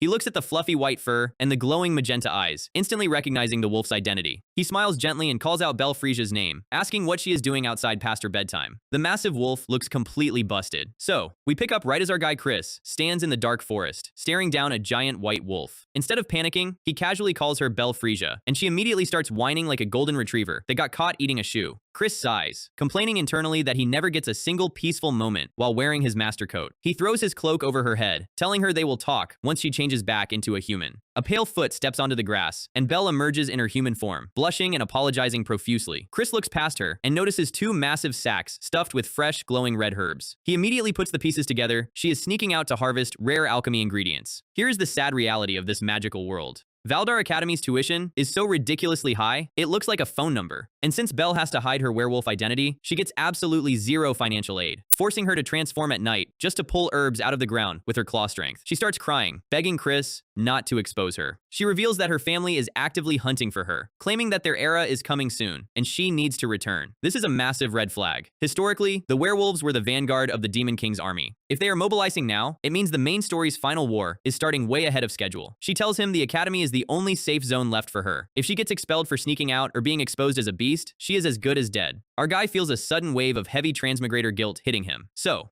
he decides to play the arrogant, caring master role. He hands her a slip of paper. It is an official academy outing permit. He tells her she can only leave with his permission, and in return, he will buy all the herbs she harvests himself. Belle stares at the permit, her eyes going full anime watercolor mode. She bows so low her forehead almost hits the grass, thanking him like he just solved world hunger. Guziol immediately chimes in through the system screen, asking if Chris actually has any money to pay for this. Chris smugly replies that he got a fat reward check from the principal last week, so he can easily afford to sponsor his student's side hustle. The next morning, sunlight hits the forest campsite. Chris slowly blinks his eyes open. He notices his bed feels incredibly soft, only to realize he is literally sleeping on Belle's giant, fluffy white wolf tail. He sits up and spots a massive glowing pile of sacks next to his tent. Belle apparently pulled a literal all-nighter, min-maxing her herb gathering to thank him. Chris picks up the heavy sacks, realizing this gives him more than enough raw materials to prep for the upcoming dungeon crawl. He decides to delay morning class for an hour so he can process everything. Guziol roasts him for being a soft-hearted teacher, but Chris just walks away, claiming he is acting on pure whim. Meanwhile, back at the academy dormitory, a massive crowd of students is gathered around Chris's room. The giant blue dimensional rift is swirling, and some brave souls are carrying baskets, thinking it is an easy loot run. Two students step inside, full of confidence. 3 seconds later, they run out screaming, like they just saw a shadow demon holding a math test. The crowd is in absolute panic, realizing this portal is not a joke. Eugene is watching the chaos with his usual shady smile as Chris arrives with his massive sack of herbs and a frying pan. Eugene greets him, explaining that the principal is trying to patch the room glitch as fast as possible. Then, he stares at Chris's gear, completely bewildered by the bundle of weeds and the kitchenware. Chris brushes past him, telling him to stop being nosy about another man's bedroom. Eugene stops smiling, asking in an oddly serious tone if Chris really has to go in there alone. Chris pauses, remembering Eugene's weirdly protective warnings from their past encounters. Eugene looks down, muttering that there are things only Chris can accomplish. Chris smirks internally, realizing Eugene is still fully bought into the legendary master persona. He tells Eugene to spit it out if he has something actual to say. Eugene immediately reverts to his cheerful self, telling Chris not to carry the whole world on his shoulders just for praise. The crowd gasps as our guy calmly walks towards the swirling vortex. Eugene watches him go, his face falling back into a melancholic expression. A single black boot steps across the threshold. Chris enters the dungeon alone. Gusiel scans the area and confirms it is a classic underground labyrinth structure. Chris explains his game plan. The dungeon's difficulty scales based on the number of players. Since he entered solo, the monsters are at their weakest. The boss at the center is still dangerous, but Chris has no intention of fighting it yet. He pulls out a blank notebook and a pen. Gusiel is stunned, realizing Chris's master plan is to map out the entire maze layout beforehand. In this specific dungeon, the air is toxic, causing your stamina to constantly deplete the longer you wander. And that is why he brought the herbs and the frying pan. He is going to cook high-tier recovery meals, so he never runs out of stamina. Gusiel calls him a complete psychopath for turning a survival horror dungeon into a culinary stream. Chris just grins, charging into the dark to show these monsters what a high-quality Korean meal is all about. Hashtag. 5 hours later, Chris is exhausted, sitting over a boiling pot of herb stew after filming a literal solo mukbang to keep his stamina bar full. The next day, Chris leads the fully assembled Class X back into his room. The difficulty has scaled up significantly because the whole party is present, but Chris knows his students are absolute powerhouses. He commands them to stay close and follow his lead. The kids let out a unified shout of agreement, ready to run through the maze. They take a few steps before a loud metallic clatter echoes from the darkness. A massive armored skeleton warrior leaps out, screaming like a banshee. Michael does not even blink.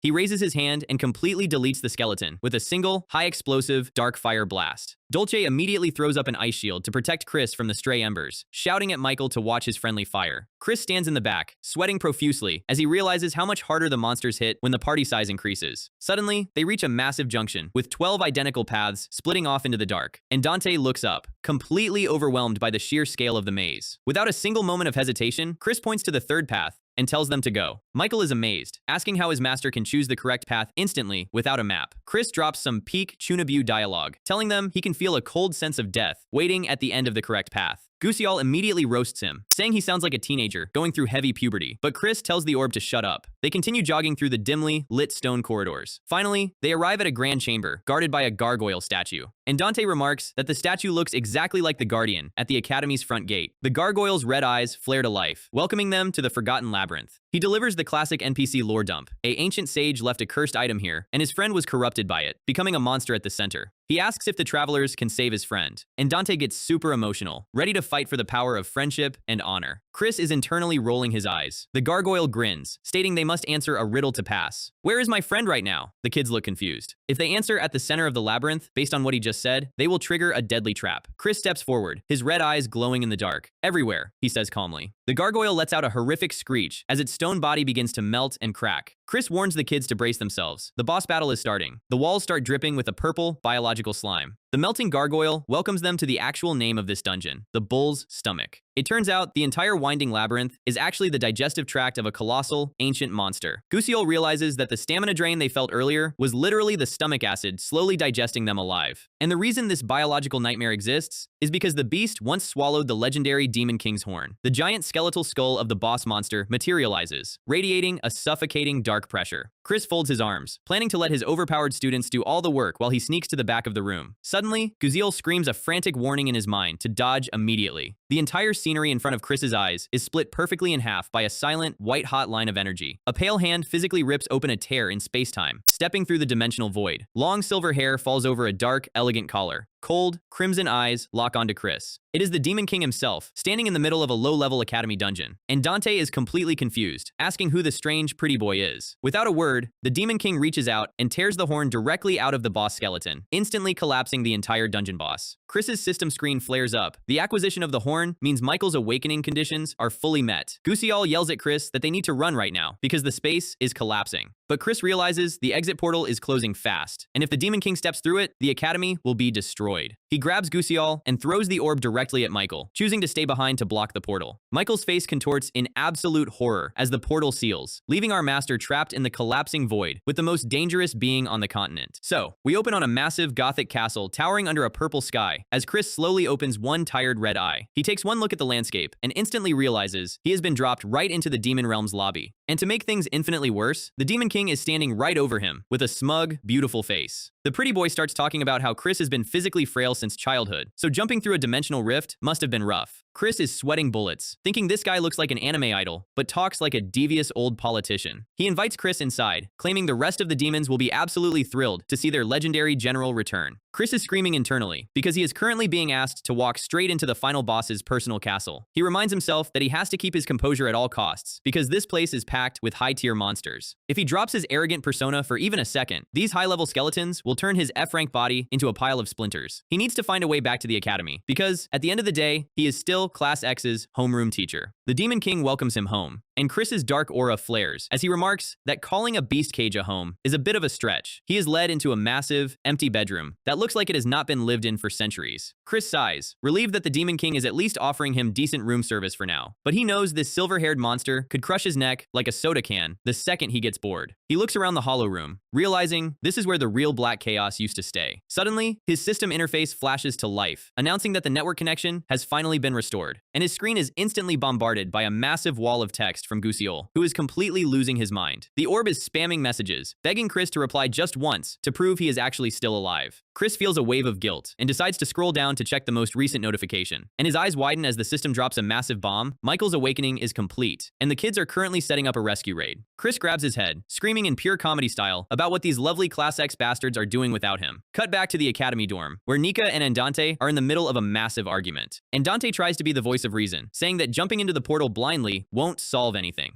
Dolce steps in, telling everyone to calm down and focus on what actually matters, which is their master's safety. Belle is trembling in the corner, terrified of what the demon forces might be doing to Chris right now. Dolce glances over, muttering that the demons are not even their biggest problem at the moment, because Michael is sitting on the floor, and he has officially unlocked an absolute S-tier legendary skin. Sleek white hair, glowing red eyes, and a single black horn. He flashes back to the dungeon collapse, remembering his master grabbing the Demon King and jumping into the void. The classroom is dead silent, as Michael stares at the empty space where the portal used to be. And Dante and Dolce slowly step closer, calling his name with absolute caution. The air in the room is so thick, with raw, awakened demonic pressure, that they can barely breathe. In fact, the kids realize their legs are completely frozen in place, paralyzed by Michael's massive new aura. Michael slowly stands up, his dark energy swirling around him. They look at his back, completely terrified of the overwhelming power radiating from him. Michael mutters that their teacher sacrificed himself to save them from the dimensional collapse. He starts walking forward, his gaze cold and completely detached. He bends down and picks up Chris's blue pendant, which had fallen onto the cold stone floor during the chaos. He clutches the necklace tightly to his chest, recalling his master's promise to stay by his side. He declares that as Chris's loyal disciple, he must naturally follow him to the ends of the earth. Suddenly, Eugene bursts into the room, out of breath and looking for Chris. But he stops dead in his tracks, staring at Michael's terrifying white-haired transformation. Eugene nervously asks where their master went. Michael walks past him with absolute main character energy, stating he is going to go get him. He turns, his eyes glowing with terrifying intent, as he claims he knows exactly where his teacher is. Eugene is sweating, realizing this kid has officially transformed from a sad orphan into a walking natural disaster. He smiles weakly, muttering that the world always loves to interfere with peaceful days like this. He tells the kids that no matter what they do, there is one person they have to speak to first. And on cue, Principal Lily Betalua pops into the room, crossing her arms and demanding a full explanation of the situation. Dolce tries her best to explain, but the principal delivers a flat, absolute refusal to authorize any rescue mission. Michael stands there, looking completely unimpressed, silently planning to break down the academy walls anyway. Meanwhile, we see a shadowy crystal ball communication, where an Imperial lackey reports that Chris might have defected to the demons. Lily explains that sending an official rescue team to the demon realm would trigger a massive political crisis. The Emperor's smug face appears, suggesting they wait for Chris to return on his own before putting him on trial. Back in the dorm, Michael is done listening to this administrative nonsense and turns to leave. Belle tries to stop him. Michael puts a heavy, reassuring hand on her shoulder. He tells her not to worry, because they are about to show the entire continent the true results of their master's teachings. Hashtag chapter 32-2. The scene shifts back to the massive, purple-skied demon fortress. Chris is staring at a plate of cooked meat, deeply regretting his life choices. He is currently sitting at the absolute head of a massive dining table next to the Demon King himself, and a terrifying, gray-haired werewolf warrior is glaring at him from across the table like he wants to rip his face off. The Demon King happily remarks that it has been a very long time since they last shared a nice dinner. Chris keeps his gaze steady, desperately trying to figure out if the original owner of this body grew up in this creepy castle. The pretty boy explains his dimensional powers are still weak, so he can only travel to places where his severed body parts remain. The goblin butler starts aggressively brown-nosing, praising the Demon King's majestic dimensional slash, while Chris mentally cringes. The Demon King leans in with a terrifyingly beautiful, red-eyed close-up. He asks Chris how he has been surviving out in the human world all this time.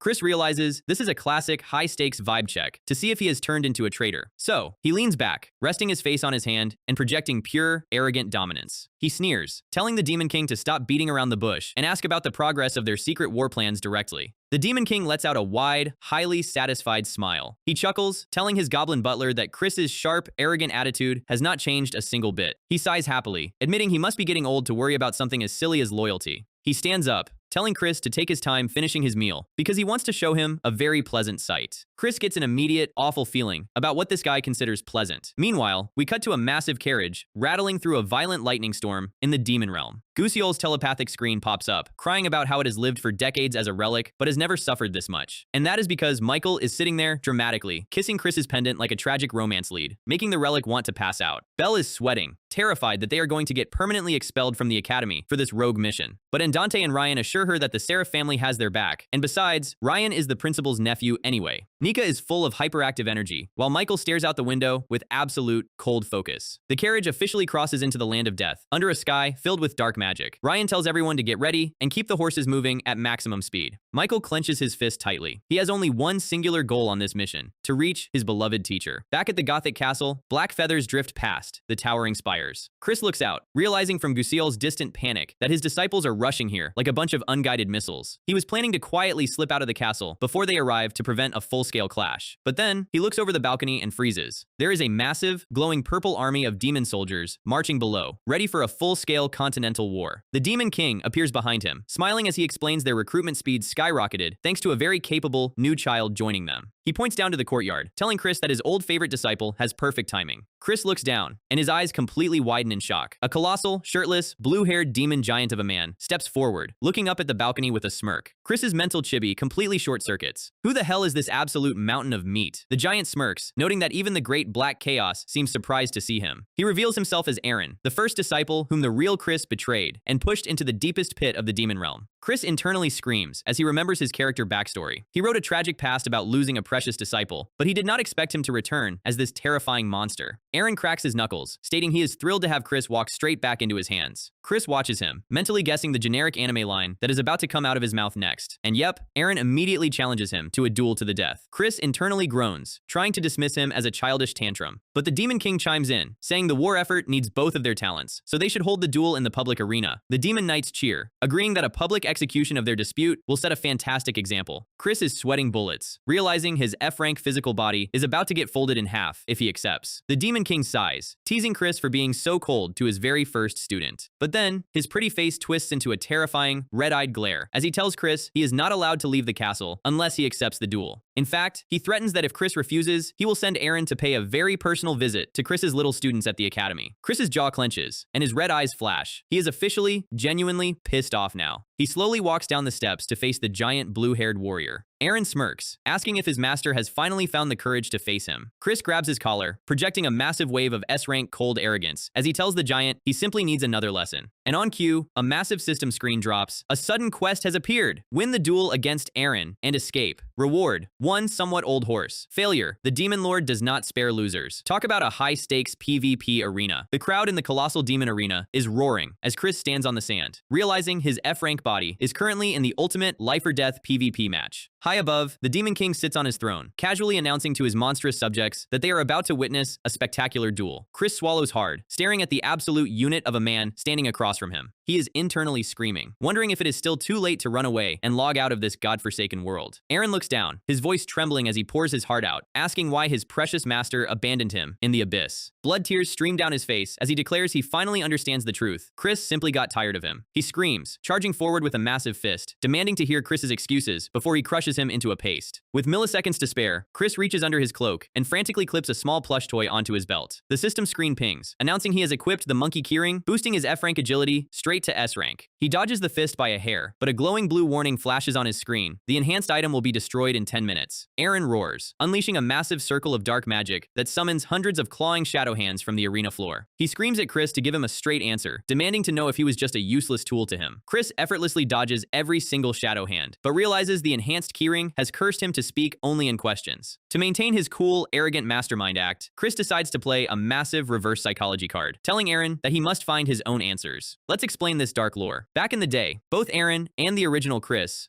were complete outcasts in the demon castle. Aaron was despised because he was too affectionate, while Chris was feared because of her absolute, terrifying power. So, they stuck together. Aaron learned ruthlessness from his master, but Chris also learned the warmth of affection from her disciple. And that is why the past Chris threw him into the abyss, to force him to become strong enough to survive this harsh world. Up in the stands, the goblin crowd starts booing, complaining that Aaron is completely throwing the match and cannot land a single hit. Chris uses this, asking Aaron if this hollow, noisy revenge is truly the conversation he wanted to have after all these years. He tells him to think logically, asking if there isn't a simpler way to break a seal than by murdering the caster. Aaron freezes as tears swell in his eyes, realizing the implication. He starts crying like a baby, wondering if his master was planning to return for him from the very beginning. He sobs, complaining that because of Chris's harsh lesson, he had to suffer endlessly fighting monsters in the pit. Chris steps closer, asking him if he is finally tired of killing things, looking down at him with a gentle, majestic expression. Internally, Chris is sweating bullets, having absolutely no idea if this is what the original Black Chaos intended. But hey, it worked. Aaron's jaw is trembling as he stares up at his master, completely overwhelmed by this emotional manipulation. Suddenly, Aaron screams and launches himself forward to hug Chris, crying about how much of a tactless master he is. Chris panics as this mountain of muscle charges at him, especially since the system warns him the keyring's time limit has expired. The screen flashes red as the monkey keyring is destroyed, leaving Chris physically defenseless and about to be crushed to death by a hug. Suddenly, a bandaged hand reaches out, catching Aaron in midair. It is Maria, wrapped head to toe in bandages like a mummy, screaming at the arena staff for not telling her Chris was back. The arena skeletons try to explain that she was supposed to be resting, but she completely ignores them, squeezing Chris tightly. She glare swipes at the Demon King, complaining that he promised they were only going to observe Chris from a distance. She turns her creepy, obsessive attention back to Chris, but he coldly orders her to let go, and she immediately obeys like a trained puppy. Chris walks away, acting completely exhausted and declaring he has no interest in fighting half-dead corpses. The Demon King narrows his crimson eyes, watching Chris's departure with absolute focus. He orders Maria to see Chris off, and Chris internally celebrates, realizing he is finally free to escape.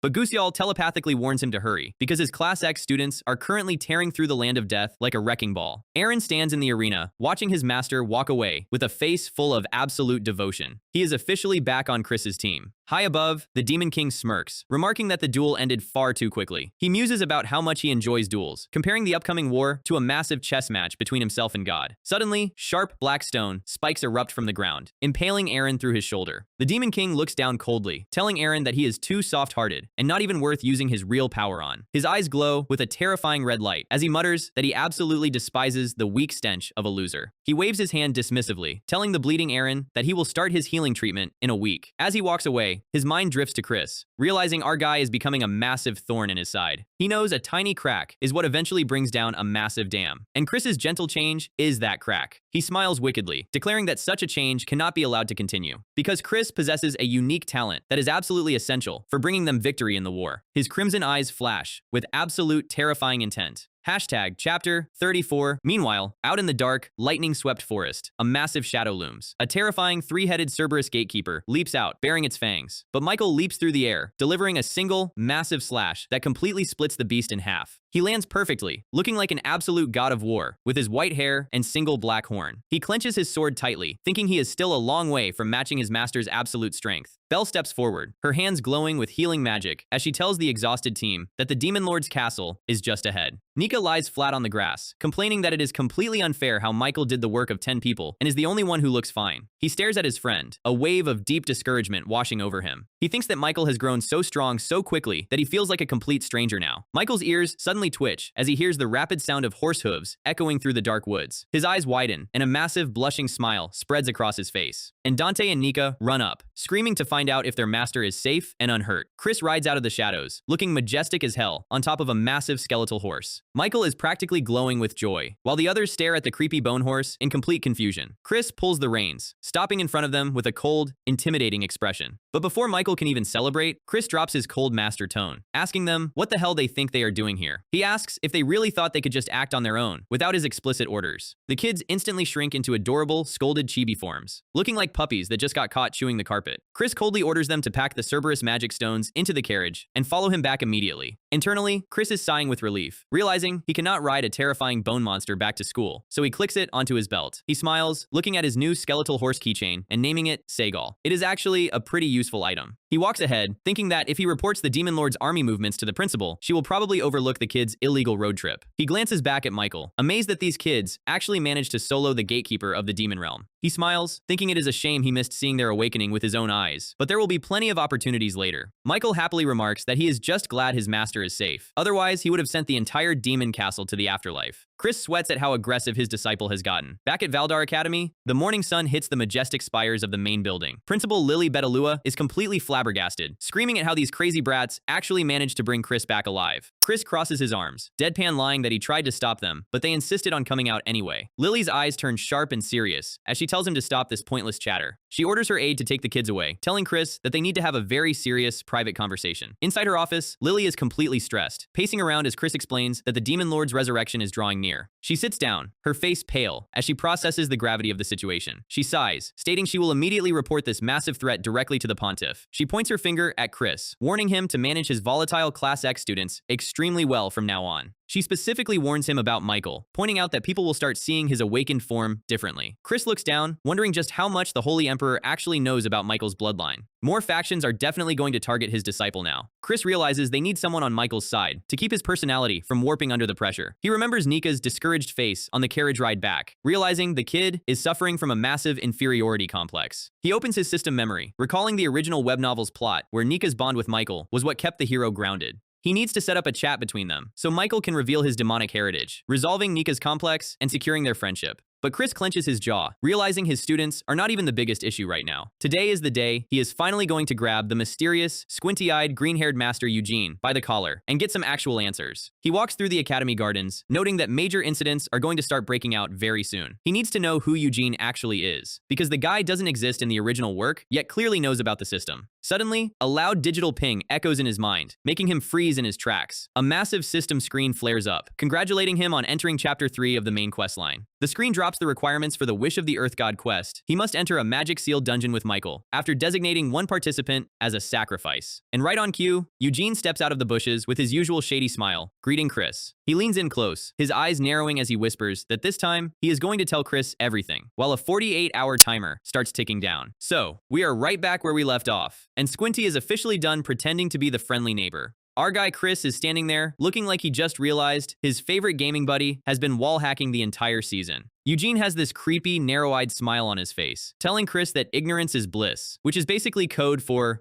I'm about to ruin your whole career, and I need you to not ask questions. Chris is not having the anime monologue. He tells him to cut the drama and get to the point, while Eugene complains that he didn't even get to look cool. But the comedy hour ends instantly, as Eugene reaches for his cane and draws a literal sword from it with a magic circle flaring behind him. He smiles and says he is going to send Chris off right now. Inside Chris's head, Gusul is absolutely losing it. The Holy Orb is screaming that this green-haired maniac didn't come here to negotiate. Chris is internally crying because he genuinely thought Squinty was on his side. Before he can even process the betrayal, Eugene moves. The physical impact of the swing sends Chris flying backward. Chris hits the ground hard, his F-rank body sliding across the stone. He is gasping for air, clutching his chest, and trying to do inventory. He has got a rusty sword with exactly one use left and a body that breaks if it drafty. But as he looks up, he notices something weird. The locked gate in the courtyard is wide open. It hits him. This was not a random attack. He looks at Eugene and asks if he drove him to this specific spot on purpose. Eugene just gives him that silent villain smirk. He walks closer, explaining that the system is smart. It learns, which means it is not going to fall for the exact same trick twice. He tells Chris that this time, he has to go through that door by accident because of Eugene, not by his own free will. Chris is sweating, wondering if this guy is actually talking about the literal system. Eugene steps up and places a heavy hand on Chris's shoulder. He tells him that all his questions are going to be answered inside. With a calm, sad smile, Eugene wishes him luck and pushes him straight into the void. And our guy falls back into the dark, screaming every curse word in his vocabulary at the green-haired fraud. But instead of a game over screen, we get a massive system window. A main quest called Wish of the Earth God pops up, and we are suddenly looking at a flashback of a busy modern street. We are seeing the very beginning, the car accident that started it all, and the moment our protagonist pressed life on the system screen. But when she wakes up, she is not alone. She is sitting in a bed, and the original Chris Doughton is standing right in front of her, asking if player Cheon Sarah is awake. Cheon Sarah is panicking, clutching her chest, completely disoriented. The guy in front of her introduces himself as her guide, Chris Doughton. He explains that he is the actual owner of the body she is currently inhabiting. She is realizing she has been possessed into this fantasy world. But then, she looks at her status screen and realizes something is completely wrong. She remembers falling because Squinty pushed her. She remembers the hospital, but Gusul is completely silent, and she is looking at a set of skills that makes no sense. She has Calamity of the Battlefield, Divine Mimicry, and Infinite Growth, all S rank. She looks at the original Chris, wondering why she has these god-tier cheats that she never had in our current timeline. The original Chris tells her they need to start clearing quests immediately, and says he will explain as they go. The first main quest appears. Reach the entrance of Valdar Academy. The reward is a piece of the map, and the penalty is just a temporary skill seal. No death penalty. She realizes this timeline is like a side story. The difficulty is low, there is no time limit, and death is not even a failure condition. It is a world where she is actually the overpowered main character she always wanted to be. They arrive at the pristine gates of the academy. She spots the gargoyle gatekeeper. Chris had to terrify this thing to get past. But here, she has S-rank magic to spare. She decides she does not need to act like a scary, dark mastermind. She clears her throat and greets the giant stone beast with a cheerful customer service wave, introducing herself as Chris Doughton. The original Chris behind her looks like he wants to die of embarrassment. She is smiling, talking about how things go better for everyone if they are polite. It is a complete night and day contrast to the tired, dead inside Chris we know. And from there, everything in this first timeline was a breeze. She held active classes, teleported bosses away during exams, and her students loved her. One day, she gets a sparring quest and wonders if Squinty is the homeroom teacher of Class Y in this world too. She peeks through the office door, planning to propose the match herself, but when she looks at him, she freezes. Eugene is standing there holding a book, but his face is completely blurry. He looks like an unrendered asset in a game that is still loading. She realizes all the extra characters in her class look like this too. They do not have faces because they do not have roles. But she remembers his name. She whispers, "Teacher Eugene." Suddenly, the blur vanishes, and Eugene's handsome face snaps into focus. The original Chris appears beside her, looking dead serious. He warns her that she just did something highly unnecessary. She gave an extra a presence, creating a variable. But Cheon Sarah does not care about system rules. She cheerfully walks up to Eugene, asking if he wants to have a class sparring match. Eugene politely agrees, and we see a montage of the years passing. The kids grow, and she spends her days eating meals and bickering with Squinty. It was a perfect, dreamlike life. Before she knew it, she reached the end of the academy arc. She is standing in the grand hall, watching Michael raise his sword in victory. But as she looks at the final main quest prompt, her smile completely vanishes. She stares at the screen, her eyes wide with horror, asking if the system is kidding. Every single quest she did was leading to this. And with that revelation, she snaps back to reality, in the dark void. Hashtag chapter 36.6. The scene shifts back to that first timeline, right at the moment she received the final quest. The original Chris asks her why she is not opening the window. Isn't this the final reward she has been waiting for so she can go home? She looks over at the arena where Michael is fighting. She says she will check it once Michael's battle is finished. She asks the original Chris what happens to him when she leaves. Does he pass on to the afterlife? He says there is a price he receives for helping her, and once he has it, he will be gone. He asks her what she plans to do. She smiles, saying she might just retire, live a quiet life, and keep in touch with the kids. He tells her not to wait any longer and to check the quest, since the battle is almost over. In the arena, Michael is fighting desperately, his demonic wings flared, while the class cheers him on. The narrative notes that after this, the protagonist will set off as a true hero, and a teacher will no longer be needed. It is time to wrap things up.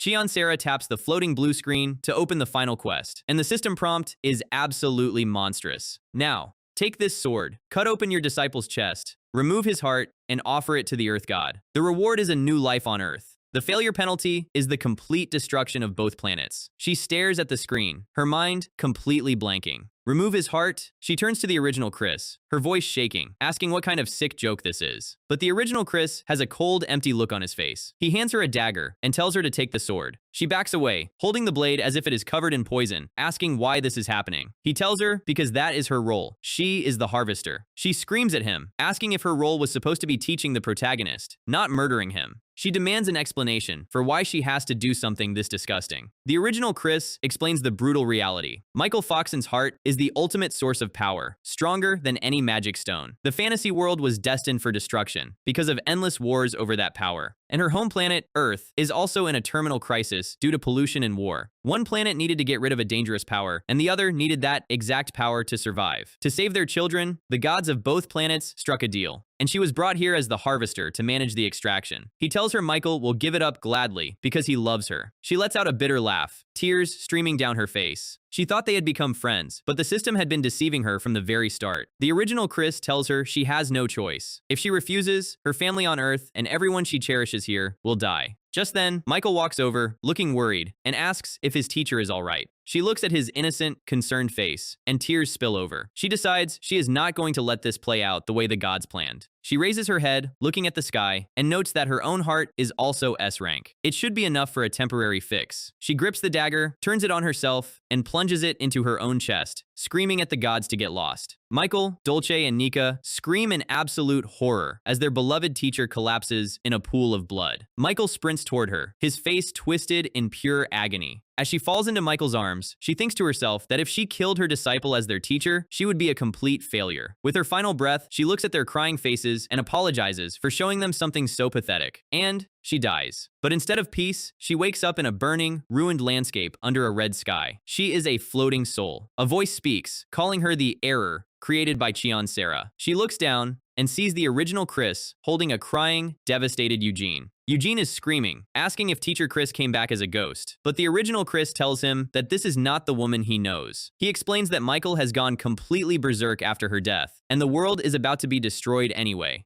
They failed. The original Chris looks up at her soul. He says her death didn't help, but he can do one final thing. He presses a glowing seed into Eugene's hand. He tells Eugene that he is going to send him to a parallel past timeline. Eugene must plant this seed where no one can find it, and when the time is right, it will create a dungeon. He tells him that when he meets the Chris of that second timeline, he must lead her here so she can see these memories and recover the truth of the first timeline. Watching this, Cheon Sarah finally understands. To force this second timeline, she had to bypass the system's firewall, which is why her soul in our timeline is flagged as an illegal player with locked magic. Every single question is answered. Squinty's true identity, her high synchronization with the original Chris, and why the system's status window kept trying to kill her. The reality she endured through role-playing was actually the second run, and this dungeon is showing her the memories she lost. She watches the past Eugene grip the seed, asking why Chris went so far for him. Eugene asks the original Chris where she is right now, if she is not this soul. The original Chris notes that Eugene has developed real emotions because of her, even though he was just an extra. He tells Eugene that she will be in the second world he is heading to, and that he will send him there with his memories intact. The original Chris bows his head, begging Eugene to save her so she can find a different ending on her own. Eugene grips his fist, tears in his eyes, and swears that he will save her. He wants to create an ending where she doesn't die. He wants to return to the world where the girl who ate and laughed with him is still alive. He stands in the glowing magic circle, swearing that he will do as requested for her sake. And, back in the soul realm, the original Chris looks at Cheon Sarah. He says if Eugene did his job properly, then she must be watching this right now. He explains why he agreed to be her guide. He wanted to die, but his body wouldn't let him. The system promised him eternal rest if he played his role. But after spending time with her, he grew foolish too. He wanted to see a different ending where she survives. He tells her there is no need to worry. This time, she won't have a guide or active magic to protect her, but she is still the strongest player he knows. He smiles, wishing her luck, and the vision shatters. Chris's eyes snap open in the real-world dungeon, and Gusul is floating above him, yelling if he is finally awake. The dream is over, and our guy has just recovered every single memory of her past life. Staring at a very familiar ceiling, our guy finally blinks. Inside his head, Gusul is throwing an absolute tantrum, screaming about how scary that weird memory dungeon was. Chris asks how long she was out, and the system orb says it was only about 10 minutes. 10 minutes! It feels like she lived a whole extra lifetime, because, well, she literally did.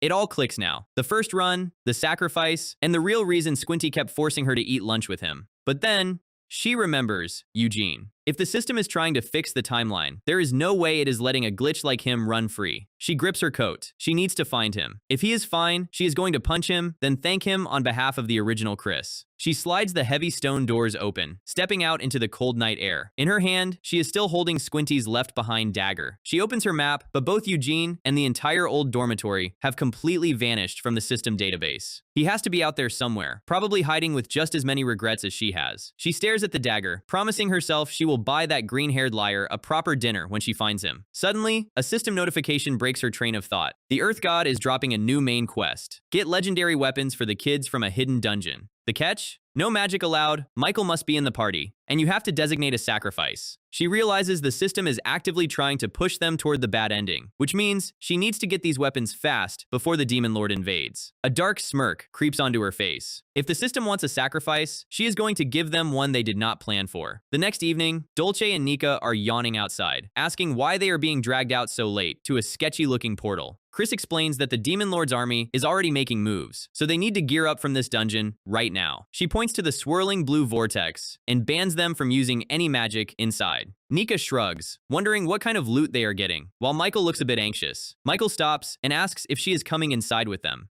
Chris' sweat drops internally, realizing the kid's protagonist instincts are still way too sharp. She tells him to shut up and shoves him toward the blue light. She watches the portal ripple as the kids disappear inside. Then, she takes a slow, deliberate step toward the entrance. She opens her interface and selects herself, Chris Doughton, as the sacrifice. To unlock the hidden path of this dungeon, she has to play by the rules. The system confirms the sacrifice, and Nika is instantly teleported into a massive, dark temple. Nika looks around, completely lost, wondering where the rest of Class X went. Suddenly, a giant, glowing suit of armor manifests in front of him. The helmet opens, revealing a ridiculously handsome blonde paladin. Nika, being Nika, immediately asks if the guy is his long-lost brother. The Guardian chuckles, explaining that this is a trial of pure physical strength, and his classmates are currently fighting in their own separate rooms. He points to a massive steel shield, telling Nika that if he wants to claim it, he has to block everything coming his way using nothing but raw muscle. Meanwhile, on the other side of the temple, Chris's boots click against the ancient marble floor. This place belongs to the ancient, forgotten gods, who lost their followers when the creator god introduced magic to humanity. And the most desperate of those weakened gods chose this very ruin to hide from a world that forgot him. Chris reaches the main altar, where a massive, muscular figure with a red ponytail stands waiting. He is wearing a gladiator helmet and has abs that look like they were carved out of granite. He laughs, calling Chris a satisfying sacrifice. Gusul is panicking in her head, screaming that she is going to die, but Chris tells the orb to relax because she has a plan. She looks at the giant and asks if he seriously does not recognize his own follower. The war god is completely thrown off, stammering that he does not have any followers left. Chris sighs, saying her father would be crying in hell if he heard that. She crosses her arms, putting on her best dramatic face. Inside her head, she is cheering because she just remembered the lore she programmed into the original Chris's backstory. Before being taken in by the Demon Lord, the original Chris was the daughter of a heretic whose father was the last man on Earth to worship this forgotten god. But the war god fled to hide in the academy, and by the time her father was stoned to death for his beliefs, she had already become completely cold to the world. She glares at him, saying he is not fit to be a god if he abandoned his believers to save himself, without even leaving a farewell message. Gusul is astounded, asking if she just made all of this up on the spot. Chris internally smirks, noting that she did use the original backstory, but with a few creative tweaks. She remembers her modern life on Earth, where she used her own painful experiences to write these stories, but she quickly shakes the memory away. The war god is actually crying under his helmet, asking if she really searched for him all these years, just to call him out. Chris drops the act and tells him she is here to make a deal. She wants the legendary weapons for her kids, and one very specific item for herself. The god asks what she is offering in exchange, and Chris strikes a pose, declaring that she is sacrificing her absolute, unwavering faith. The war god just stands there in chibi shock. He asks if kids these days seriously think they can pay for things with love and sincerity, but Chris tells him that if he cancels the deal, his entire temple is going to collapse. He grits his teeth, completely cornered by a teenager. He groans and asks what item she wants. Chris's red eyes gleam. She asks for a human body, specifically the mechanical shell of a young girl. At the exact same time, a sword clangs against steel. Michael is locked in a fierce duel with a spectral, older version of himself. The clone tells him he has too many flaws. He claims the future version of Michael will be infinitely stronger than the kid standing before him. The blade swings, forcing Michael back as he groans under the pressure. But Michael grips his new magical sword, his red eyes flashing with resolve, as he declares he will get stronger to protect the people he loves. Back at the altar, the war god is rubbing his chin, surprised she wants a puppet body. He asks if that is really the only reason she came here, remarking that she is a strange human. He mentions that she once tried to mimic the creator god's magic, leaving behind a bunch of failed, incomplete wooden mannequins that she could never bring herself to discard. He asks how much she actually knows about his secrets. Chris just reaches into her cloak, calling those old puppets useless failures. She slaps a list of materials into his hand, telling him to just bring out the items she wrote down. The war god stares at the paper in silence. He asks her if she is actively trying to get herself killed, while Gusul screams in her head, calling her a crazy brat. Chris looks at the main quest screen. She knows about the bad ending, where she has to harvest Michael's heart. To avoid that backstab, she has to prepare her own plan to stay alive. The war god sighs, admitting the puppets were just gathering dust anyway, and accepts her terms. He tells her he expects her to make a massive scene in the world, and asks her to raise his fame using the weapons her disciples obtained. He bids her farewell, and the system dings, confirming the quest is perfectly completed and awarding her a bottle of pain relief spray. The kids successfully clear their trials, securing their legendary weapons. Chris takes the mechanical girl body she won from the god and hands it over to Gabbana's spirit. With Gabbana finally free from her plush doll form, Chris walks back down the academy hall. She knows they only have until the kids' second year before the Demon Lord invades. She needs to get them real combat experience to master their new gear, wondering if she should find that purple-haired rival student first. As she walks, she notices a ridiculous number of couples hugging and flirting in the hallway, wondering if the school is running a group blind date. She spots a familiar mop of purple hair leaning against a wall. She calls out to Ryan, and the kid nearly jumps out of his skin, plastering himself against the door. He stammers, asking what brings her here. Chris deadpans, noting that they are standing directly in front of her classroom. Ryan laughs nervously, clutching his neck. Chris asks why he is acting so incredibly sketchy. He claims nothing is wrong, and Chris tells him that if he is free, he should come spar with the Class X kids. Ryan flails his arms, making excuses about his busy schedule. Chris narrows her eyes, realizing he is hiding something. Gusul chimes in, pointing out how bright red his face is. Ryan blushes furiously, looking at the floor, and asks if that short-haired girl will be at the sparring match. Chris realizes he is talking about Gabbana, who literally just got her human puppet body a few days ago. Her eyes go wide with absolute disbelief. This Chunabu knight has actually fallen in love with a ghost puppet at first sight. She sweat drops, wondering how he is supposed to focus on a fight when he is floating in a cloud of pink hearts. In the background, Dolce is already smirking, telling Ryan that Gabbana only likes model students, not delinquents like him. Chris sighs, realizing Dolce's overprotective sister mode is already fully active. She walks away, leaving him to his misery, deciding she will have to find a different sparring partner for her class. A few days later, Dolce is brushing Gabbana's beautiful blue hair in the classroom, teasing her about how pretty she is and how much attention she is getting. Chris sits at her desk, satisfied that the purple-haired simp has been successfully dealt with for now. But as she gets ready to start the lesson, a new main quest screen flares to life. Vocational training is starting, and she has to guide them to their dreams with zero casualties. Nika jumps up, pumping his fist, asking if they are going to the legendary Mage Tower or the Holy Kingdom. Chris sighs and tells him they are already at the location. Nika looks around their boring, everyday classroom, completely disappointed. She points a finger at them, announcing that their training is the professor experience, where they will take turns acting as the teacher. The class lets out a collective groan of despair, while Chris crosses her arms, planning to just take a nice, long nap.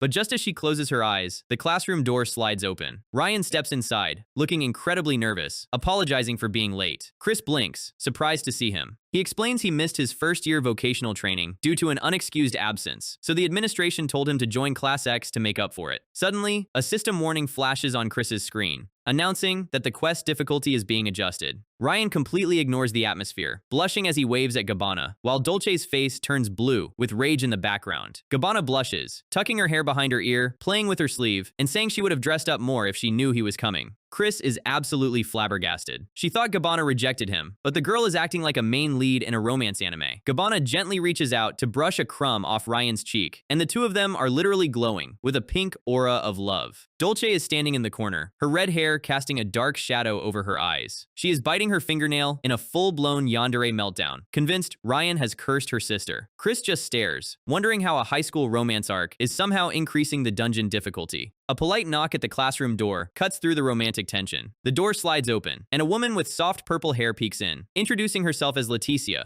the temporary homeroom teacher for Class Y. Nika stares at the doorway, immediately recognizing the name Leticia. He remembers that when Chris was briefly suspended, this woman stepped in as Class X's substitute. Chris stands there, with her arms crossed, asking what she wants, while Leticia explains that Class Y also selected a professor for their vocational training and suggests their classes collaborate. Chris takes a quiet breath and tells her to step inside. The moment her ribbon boot crosses the threshold, Chris locks eyes with her boys and orders Michael and Andante to block the front and back exits. Leticia gasps as Michael slams the door shut behind her, cutting off her only escape route. Chris steps down from her platform, cold and calculated, telling her that this setup is incredibly sloppy. She points out that there are only 2 reasons an academy understaffs a class for a vocational exercise. First, the teacher is just trying to slack off and get a free pass. And Dante glances over, silently wondering if Chris was planning to do exactly that. Second, they are taking advantage of the chaos to pull a fast one. Letitia panics, asking if she is seriously accusing a fellow colleague on such ridiculous logic, but Chris notes there is clear evidence. Gusul warns that the target is finally about to show her true colors. The holy orb detects a massive spike in demonic energy, and Letitia begins to choke as a thick, dark mist explodes from her body. Her skin tears away like paper, and Chris glares through the smoke, noting that they already met back in the first timeline. The illusion shatters, revealing Sasha the succubus, rank 10 executive of the Demon Lord's army, complete with horns, bat wings, and a very villainous crimson color scheme. Sasha laughs, hanging upside down in the air, mocking Chris for catching her so quickly when she thought they were on the same team. Michael draws his sword, his eyes glowing with rage as he growls at the demon for daring to target his classmates. Chris tells him that from the very start, Class X was the Demon Lord's primary target. As the black energy swells, Chris whispers to Gusul, telling the orb they need to have a very quick, highly illegal private chat. Gusul is confused, but complies, while Sasha mockingly tells Chris she could have spent her final days flirting before the real invasion started. But since she is feeling merciful, she decides to grant them one last favor, screaming at Chris not to dare dodge her next attack. She unleashes her ultimate skill, the Golden Arrow, a spell that forces anyone it strikes to instantly fall in love with the first living thing they lay eyes on. Ryan blocks an arrow with his bare hand, having already been hit, while Nika rushes to the front with his massive shield, shouting for everyone to get behind him. But Nika's shield is too slow, and his eyes widen in horror as a stray arrow slips past his guard. The golden projectile strikes Chris right in the chest, dissolving into light. Sasha bursts out laughing, celebrating her massive catch, but her smile instantly vanishes when she looks at Chris's face. Chris is standing there, looking completely bored, prompting Sasha to scream, wondering why she isn't showing any emotion. Chris internally smirks, noting that the only thing she can actually see right now is Gusul's chat window, which she had her orb spam to completely block her line of sight.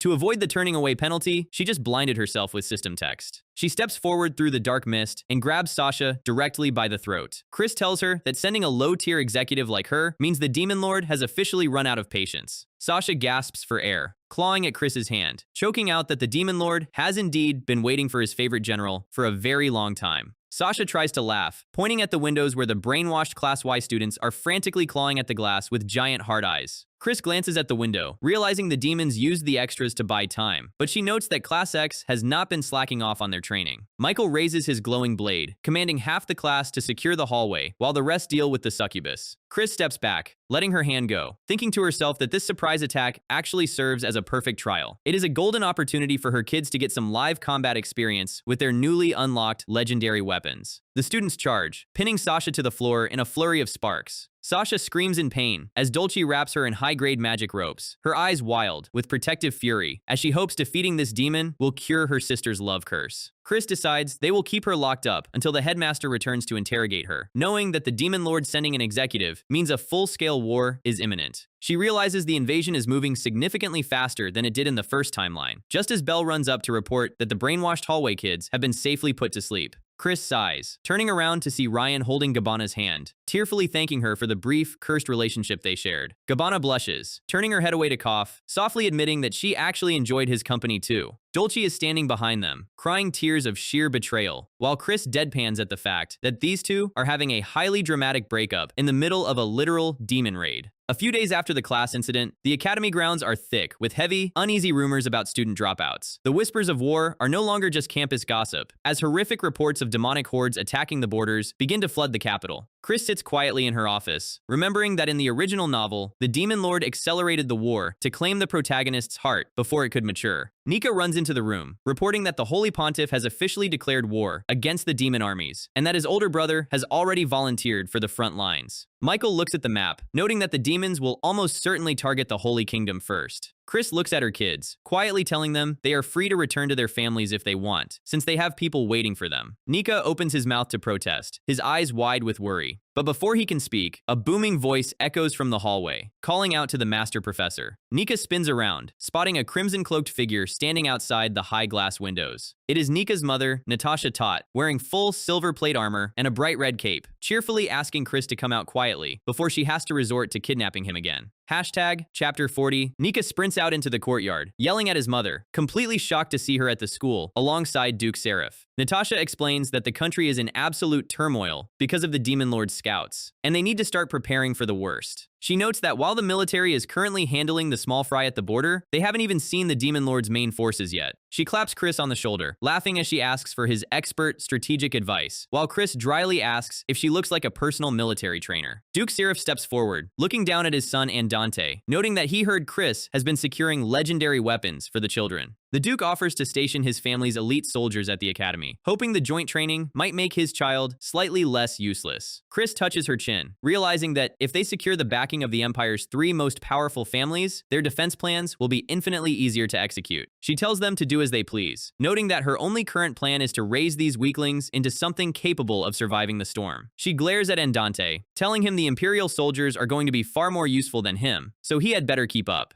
Natasha and the other parents cheer, agreeing to send their personal night units to train under Chris, while Chris walks away, internally crying about how hard it is to maintain her arrogant persona. From that day on, the academy courtyard transforms into a massive military training ground, with the elite students clashing blades against seasoned Imperial veterans. And whenever she has a free moment, Chris uses her knowledge of the novel's future battles to direct their defensive formations. She knows that in the end, the Demon Lord is going to force a 1v1 duel with Michael anyway, so her priority is making sure the rest of the school can safely evacuate the surrounding villages. She tells her chibi students that if things go south, they need to scatter and execute the plan exactly as she instructed. She walks down the steps, noting that the main quest interface has been suspiciously quiet lately. Suddenly, a sharp ding echoes in her ears. The system screen flares to life, but instead of a normal prompt, the entire blue interface begins to violently glitch and crack with red static. Dozens of main quest windows begin to rapidly pile on top of each other, skipping chapters and screaming that the final arc has been accelerated. Gusul panics, asking if the system is experiencing a fatal error, but Chris bites her lip, realizing this is a deliberate timeline correction. She spins around, screaming at her students to evacuate the courtyard immediately. But the sky turns a deep, bruised purple as a cold voice echoes through her mind, mocking her for playing teacher. Natasha and Nika freeze as a massive rift tears through the air, and out steps the silver-haired Demon Lord, smiling down at his favorite general. He stands in full royal regalia, his black horns gleaming, as the system drops the most terrifying quest yet: survive the Demon Lord by keeping at least 50% of your head intact. Natasha Tot does not hesitate for a single second, slamming her massive shield into the stone. She stands in front of the kids, commanding everyone to evacuate the courtyard exactly as Chris directed. She raises her sword, roaring that the Demon Lord has appeared, while the silver-haired king just looks at her with an amused smile. Chris grits her teeth, realizing that the aura radiating from him is infinitely more oppressive than it was during their first meeting. The Demon Lord tells Natasha her welcome is cute, but his only business today is with Chris. Chris stands frozen, knowing her fragile F-rank body cannot take a single hit. Michael, Nika, and Andante jump in front of her, ready to shield her with their bodies, and Chris realizes she cannot let her kids die here. Michael grips his sword, declaring that he has prepared his entire life for this day. But Chris looks at his trembling shoulders and realizes they are still far too young to face a god. She grits her teeth, making a final decision. This time, she is going to make a choice that actually saves her kids. She reaches into her cloak, pulling out her pain relief spray and activating her protection amulets. She steps in front of the students, commanding them to stay back and analyze the situation before they dare to jump in. She looks back at Michael, calling his name one last time. Michael watches her, his heart aching, as he realizes his master is about to put her life on the line to shield them. Chris flashes a confident, arrogant smirk, telling them to wait there. Michael's red eyes go wide as he realizes what she is about to do. Chris walks directly up to the Demon Lord, standing face to face with the strongest being on the continent. The Demon Lord smiles, remarking that she is indeed a true teacher for driving her students away before their long-awaited duel. He takes a slow step forward, saying he will respect her choice because she always has a hidden mastermind plan. The Imperial Knights and the students watch in absolute petrified silence. The Demon Lord snaps his fingers, whispering that he does not intend to go easy on her. In a fraction of a second, black spikes tear through the stone, impaling Chris directly through the chest. Nika's mother screams in horror, but Chris just stands there, internally thanking the system that her pain relief spray is working perfectly. The Demon Lord leans close, his spikes holding her suspended in the air, calling her a stubborn child for not even letting out a groan. He lifts her higher, the black energy crackling around her wounds. He smiles into her eyes, asking why she isn't trying to kill him, if she is indeed his ancient general. Blood drips from Chris's lips, and the demon lord touches her chin, wondering if she has truly returned to being that cold monster who does not understand human hearts. Chris spits a mouthful of blood directly into his face, telling him his romantic monologue is so embarrassing she can't bear to listen to it anymore. She glares at him, telling him his bloated ego is his biggest problem, and asks if he seriously thinks the entire world revolves around his tantrums. She raises her hand, mockingly flicking his chin like a disappointed parent. She tells him he is still a child, and that if he wants to play with his friends, he should just say, "Please play with me," instead of tearing down the academy. Our main villain really has some massive daddy issues, always acting like a toddler, throwing a tantrum with literal cheat codes. But Chris is completely over the dramatic monologue. She spits blood, looks him in the eye, and tells him to beat it. The dragon boy is absolutely fuming now. He goes full rage monster, calling her a traitor while tearing through her body. Chris is coughing up blood, but internally giving herself a high five, because this is exactly what Michael needed to see to unlock his protagonist mode. She is just glad her heart protection charm actually worked. And now, it is time for a quick tactical nap, while the kids handle the rest. Michael watches her drop, and you can practically hear his brain snapping. He spent all this time training to close the gap between him and his master, and now he realizes she took that hit on purpose, meaning he is done playing the victim. He charges straight ahead, leaving the rest of Class X to cover his retreat. The squad is immediately on coordination duty. But of course, the general of the demon army shows up with a horde of ugly extras. Maria looks at the bloodstained field and mocks both of them for looking like absolute garbage. Class X forms a wall, and Nika slams his legendary shield down like an absolute tank. Maria doesn't have time for the side characters. She gets serious, raising her dark mana to clear the path. Spikes of darkness rip through the ground. Meanwhile, our guy is completely out of commission. The demon lord manifests his massive dragon form, looking at Michael like he is a premium buffet. He roars, threatening to swallow him whole. Michael calmly tells him to pack it up and surrender, but the giant lizard is not amused. Michael grips his legendary sword. The blade ignites with massive, white-hot flames. He swings, and the explosion of heat completely clears the sky. A demon beast gets cleaved in half before it can even blink, and Dante covers his blind spot, checking on the rest of the squad. Gabbana draws her golden bow, and she fires a synchronized double arrow with Dolce, displaying absolute sisterly chemistry. Nika is still holding the front line, laughing about how tough his new shield is. Maria is getting extremely annoyed watching a bunch of teenagers treat her raid like a high school sports day. She decides it is time to use her signature move, her arm writhing with screaming, tormented souls. She unleashes the petrification curse, launching a wave of dark spirits directly at them. Nika tries to block, but the impact is massive. The dark energy starts eating away at the light shield. Dolce and Gabbana are caught in the blast, their bodies turning to solid gray stone.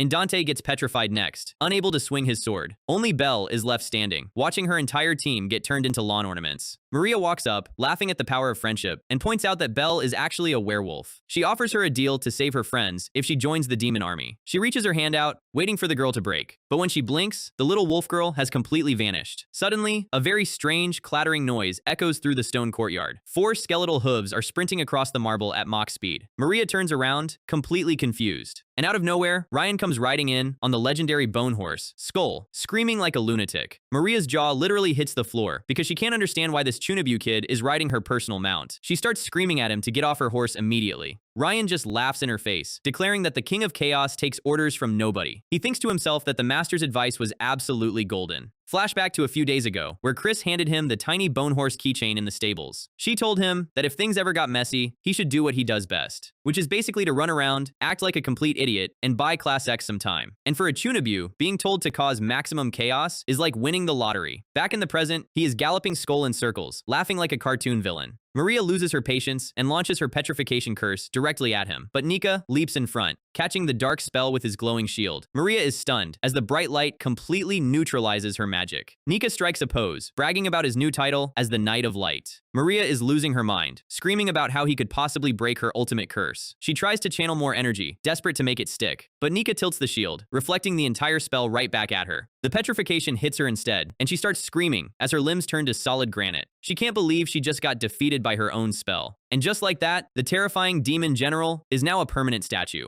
Nika lets out a sigh of relief as the rest of the team cracks out of their stone casings. Belle runs up, revealing she used her stealth magic to secretly dispel the curse from behind. Proving teamwork makes the dream work. They joke about using Maria as a new decoration for the school gate, thanking Michael for teaching them how to reflect spiritual attacks. And Dante looks around, worried about where Michael and the teacher went. Belle points toward the center of the courtyard, where a massive wall of fire has completely sealed off the arena. Huge columns of golden red flames are shooting into the sky, creating a literal cage. They can only watch, hoping Michael is doing okay inside. Dolce explains that he kept the fight enclosed so the rest of them wouldn't get vaporized by the crossfire, and Dante clenches his fist, hating that they have to sit back and watch. But he knows they have to trust the protagonist to do his job. The fire burns hotter, completely blocking out the rest of the world. Inside the cage, the giant dragon claw slams down, shattering the stone. The demon lord laughs, mocking Michael for holding back and aiming for his eyes instead of his heart. He tells him he is still way too soft. He points a massive claw directly at the unconscious Chris on the ground, telling Michael he will never win without the intent to kill. Michael looks at his master's pale, bloody face, and his eyes go cold. He flashes forward, slicing the dragon's snout in a split second, and the giant beast roars in pain, completely shocked. He demands to know what kind of cheap trick Michael just pulled. Michael smiles coldly, remarking that his legendary blade is simply very sharp. The demon lord realizes he got hit by a delayed flame slash when his vision was blocked. He admits the kid has grown, but his pride is still way too big. He summons massive dark chains, claiming those flames belong to him anyway. The chains wrap around Michael, trapping him as the dragon prepares to swallow him. But Michael doesn't even try to struggle, looking down at Chris, knowing he has to end this fight right now. The dragon opens his massive jaws and gulps Michael down whole, laughing about how he is finally going to be unstoppable. But then, his giant red eye dilates as his stomach completely rejects the meal, causing him to start coughing up gallons of purple blood. He crashes to the ground, realizing that trying to digest Michael's S-rank mana and fire was like swallowing a literal bomb, highlighting that the classic foie gras exploit has completely ruined his stomach. And stepping out of the bloody mist, Michael looks completely spotless, silver hair glowing, as he complains that his clean uniform is ruined, and asks the dragon how he plans to pay for the dry cleaning. So, the demon lord is officially cooked. Michael is standing there, looking like an absolute menace, while the giant shadow dragon behind him is literally melting into purple grape juice. The boss is having a massive midlife crisis, but our guy Michael just gives him this smug, handsome look, basically saying he copied his master's homework and aced the exam. The demon lord realizes he's about to become a statistic and tries to mash his emergency escape button. He screams as the spatial portal starts to glitch. He is desperately trying to log out, but the system firewall is having none of it. He actually thinks he's going to run back to his room, gather his forces, and come back for a sequel. But Michael has already locked down the entire server. The portal snaps completely shut, leaving the demon lord's floating head stranded in the arena. No fast travel, no cheat codes, nothing. With his last breath, he drops the ultimate angry gamer speech before his entire existence gets completely deleted from the database. Michael calmly walks away from the pile of ashes, looking like he just finished a light jog. He looks down at the remains, acting all cool, saying they should probably leave the cleaning crew to handle the seal before it regenerates. And then, his single remaining brain cell finally fires, and his eyes go wide as he remembers something very important. He sprints back toward the center of the crater, yelling for his teacher. The rest of Class X runs over, looking like they just realized they forgot the main reason they even showed up to this fight. Michael scoops up Chris, who is currently doing a very convincing impression of a corpse. Belle is in full panic mode, trying to remind Michael that he also has a giant gaping wound and should probably sit down. The Academy medical team arrives with their briefcases, looking like they're about to run a massive bill on health potions. Michael stares down at Chris, his red eyes completely lost. He tells himself there is no way the strongest master in the world is going to die like this. The coping is strong, but honestly, we get it. Meanwhile, Chris wakes up to the least relaxing notification possible. The system rewards her with a bandage and drops the final quest of the loop. She groans, sitting up inside a massive glowing magic circle. Waking up to a blue screen of death is officially her new daily routine. Her F-rank body is currently screaming in 5 different languages. She is genuinely wondering if she got transported to the intensive care unit. Gusiol's text window pops up, aggressively nagging her for playing Russian roulette with a literal dragon god. Chris defends her life choices, saying she had a backup plan and couldn't predict the boss would spawn 3 years early. Gusiol basically tells her he is too tired to argue because they have a much bigger problem to solve. Chris stands up. There is a final quest to finish, and the clock is ticking. She grabs her green suitcase, walking through the empty halls while the medical team is distracted with the other students. She quietly opens the door to the recovery room. Inside, Michael is knocked out cold, surrounded by a healing array. Gusiol notes the kid is sleeping like a log after carrying the entire climax on his back. Chris looks at her suitcase. There is only one way to break the system's tragic ending. She pulls out a massive, terrifying dagger. Gusiol starts screaming in her ear, asking what kind of horror movie she is trying to film. She plunges the blade straight into Michael's chest, drawing fresh blood. Michael lets out a muffled choke. The local security magic immediately starts blaring alarms. Chris knew this would happen, but she has to move before the guards arrive. She pulls out a circular device she secretly blackmailed the war god for earlier. Gusiol is losing his mind, calling her an idiot. Chris is busy reading the manual for the heart exchange machine. Here is the play. Chris knew the system would eventually demand Michael's heart, so she had the war god build a device specifically designed to steal it first, so she could bear the demonic curse herself. A blinding white light erupts as the machine starts pulling the corrupted energy out of Michael. Gusiol is completely stunned, wondering if Chris is actually using active magic for the first time in 2 lifetimes. She places the device against her own chest, forcing the demonic heart inside her fragile F-rank body. The exchange is a success. Her wound heals instantly thanks to Michael's insane S-rank recovery speed, but she now has a literal magical nuke ticking inside her ribs. A system timer pops up, showing she only has 3 minutes before her body completely rejects the organ. She wraps Michael's chest with the healing bandage. She whispers an apology to her sleeping disciple, promising him he won't even have a scar from this. She starts walking toward the window as her time runs out. Outside the door, the rest of the class bursts in, frantically looking for Michael. Nika freezes as he sees Chris standing by the window with her back turned to the light. Chris delivers the ultimate dramatic exit speech, telling them the class is officially over and the rest is up to them. Michael slowly blinks his eyes open, looking up at his master's silhouette. Chris doesn't turn around. She just gives a small, quiet smile. She tells her brats to stay well and to stop looking for her. She jumps out the window, disappearing into the wind, while Michael screams her name in absolute horror. Cut to the forest outside. Chris is running for her life, panting like she just finished a marathon with concrete shoes. She checks the timer. There are exactly 50 seconds left before she officially stops living. She stumbles through the trees and calls out to the system interface. She wants to negotiate a trade. The system actually responds, asking what she could possibly want when she is seconds away from flatlining. Chris demands the system return Eugene. She was the one who gave him a name and a soul in the first run, so she's claiming what's hers. The system tries to argue that Eugene is a critical error. Chris snaps back, pointing out that this entire second timeline is a walking glitch, so one more error won't break the server. The system actually folds and agrees to add him to the quest rewards. Timer hits 9 seconds. Chris is losing her grip, barely standing. She drops to her knees on the grass, telling the system to take the corrupted heart and delete it from the world. The system begins retrieving Michael's heart from her body. A glowing red heart physically pulls out of her chest in a flash of light. Chris gasps, clutching her empty chest as Gusiel screams her name in panic. Gusiel's orb floats over her, begging her to say something. Chris just gives a weak smirk, asking if he really thought she would die from something as simple as missing a heart. Gusiel's text window is full of question marks. He is genuinely losing his mind trying to figure out her cheat codes. Chris explains that she didn't just walk into this fight naked. She built a safety net. She reveals that before the fight, she compressed every single mana stone she owned around Cerberus's core to build an artificial heart, then literally swallowed it ahead of time. She couldn't test it on Michael because it was too risky, but for her fragile F-rank body, it's currently doing a decent job of keeping the lights on. The system dings, confirming the quest is complete, and handing her a hidden reward. A message pops up.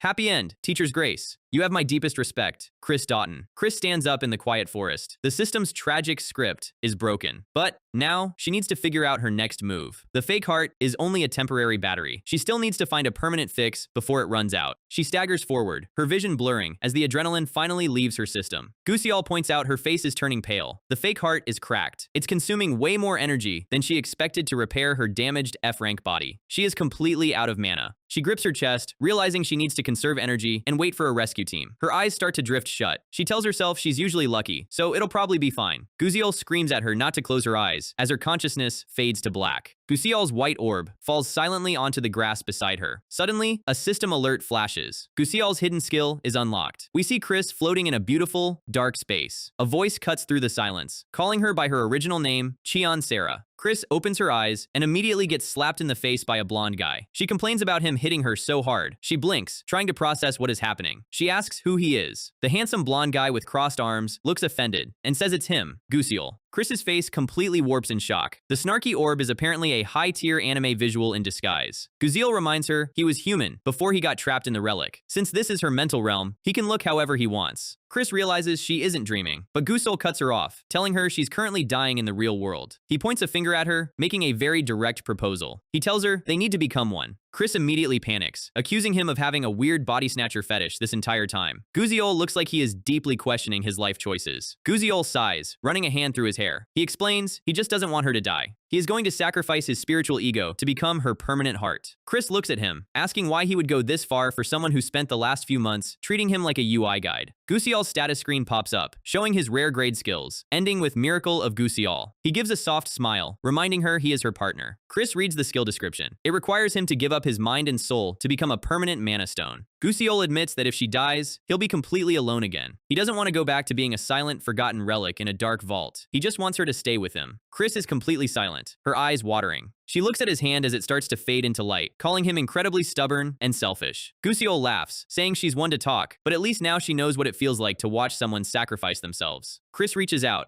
but her hand passes through his disintegrating arm. He tells her she better live a long life and reflect on her choices. He smiles one last time, telling Cheon Sarah to take good care of him. Chris watches him disappear as his soul crystallizes into a perfect, glowing mana stone. Suddenly, Chris gasps, her eyes snapping open as she sits up. She is lying on a wooden bed inside a strange cabin. A massive blue window dings. Congratulations on your return after 1 year. Player Chris Doughton. Would you like to proceed to the main quest, Epilogue? Chris stares at the screen, her mind completely blank as she realizes she's been asleep for an entire year. What happened to the academy? Where are her kids?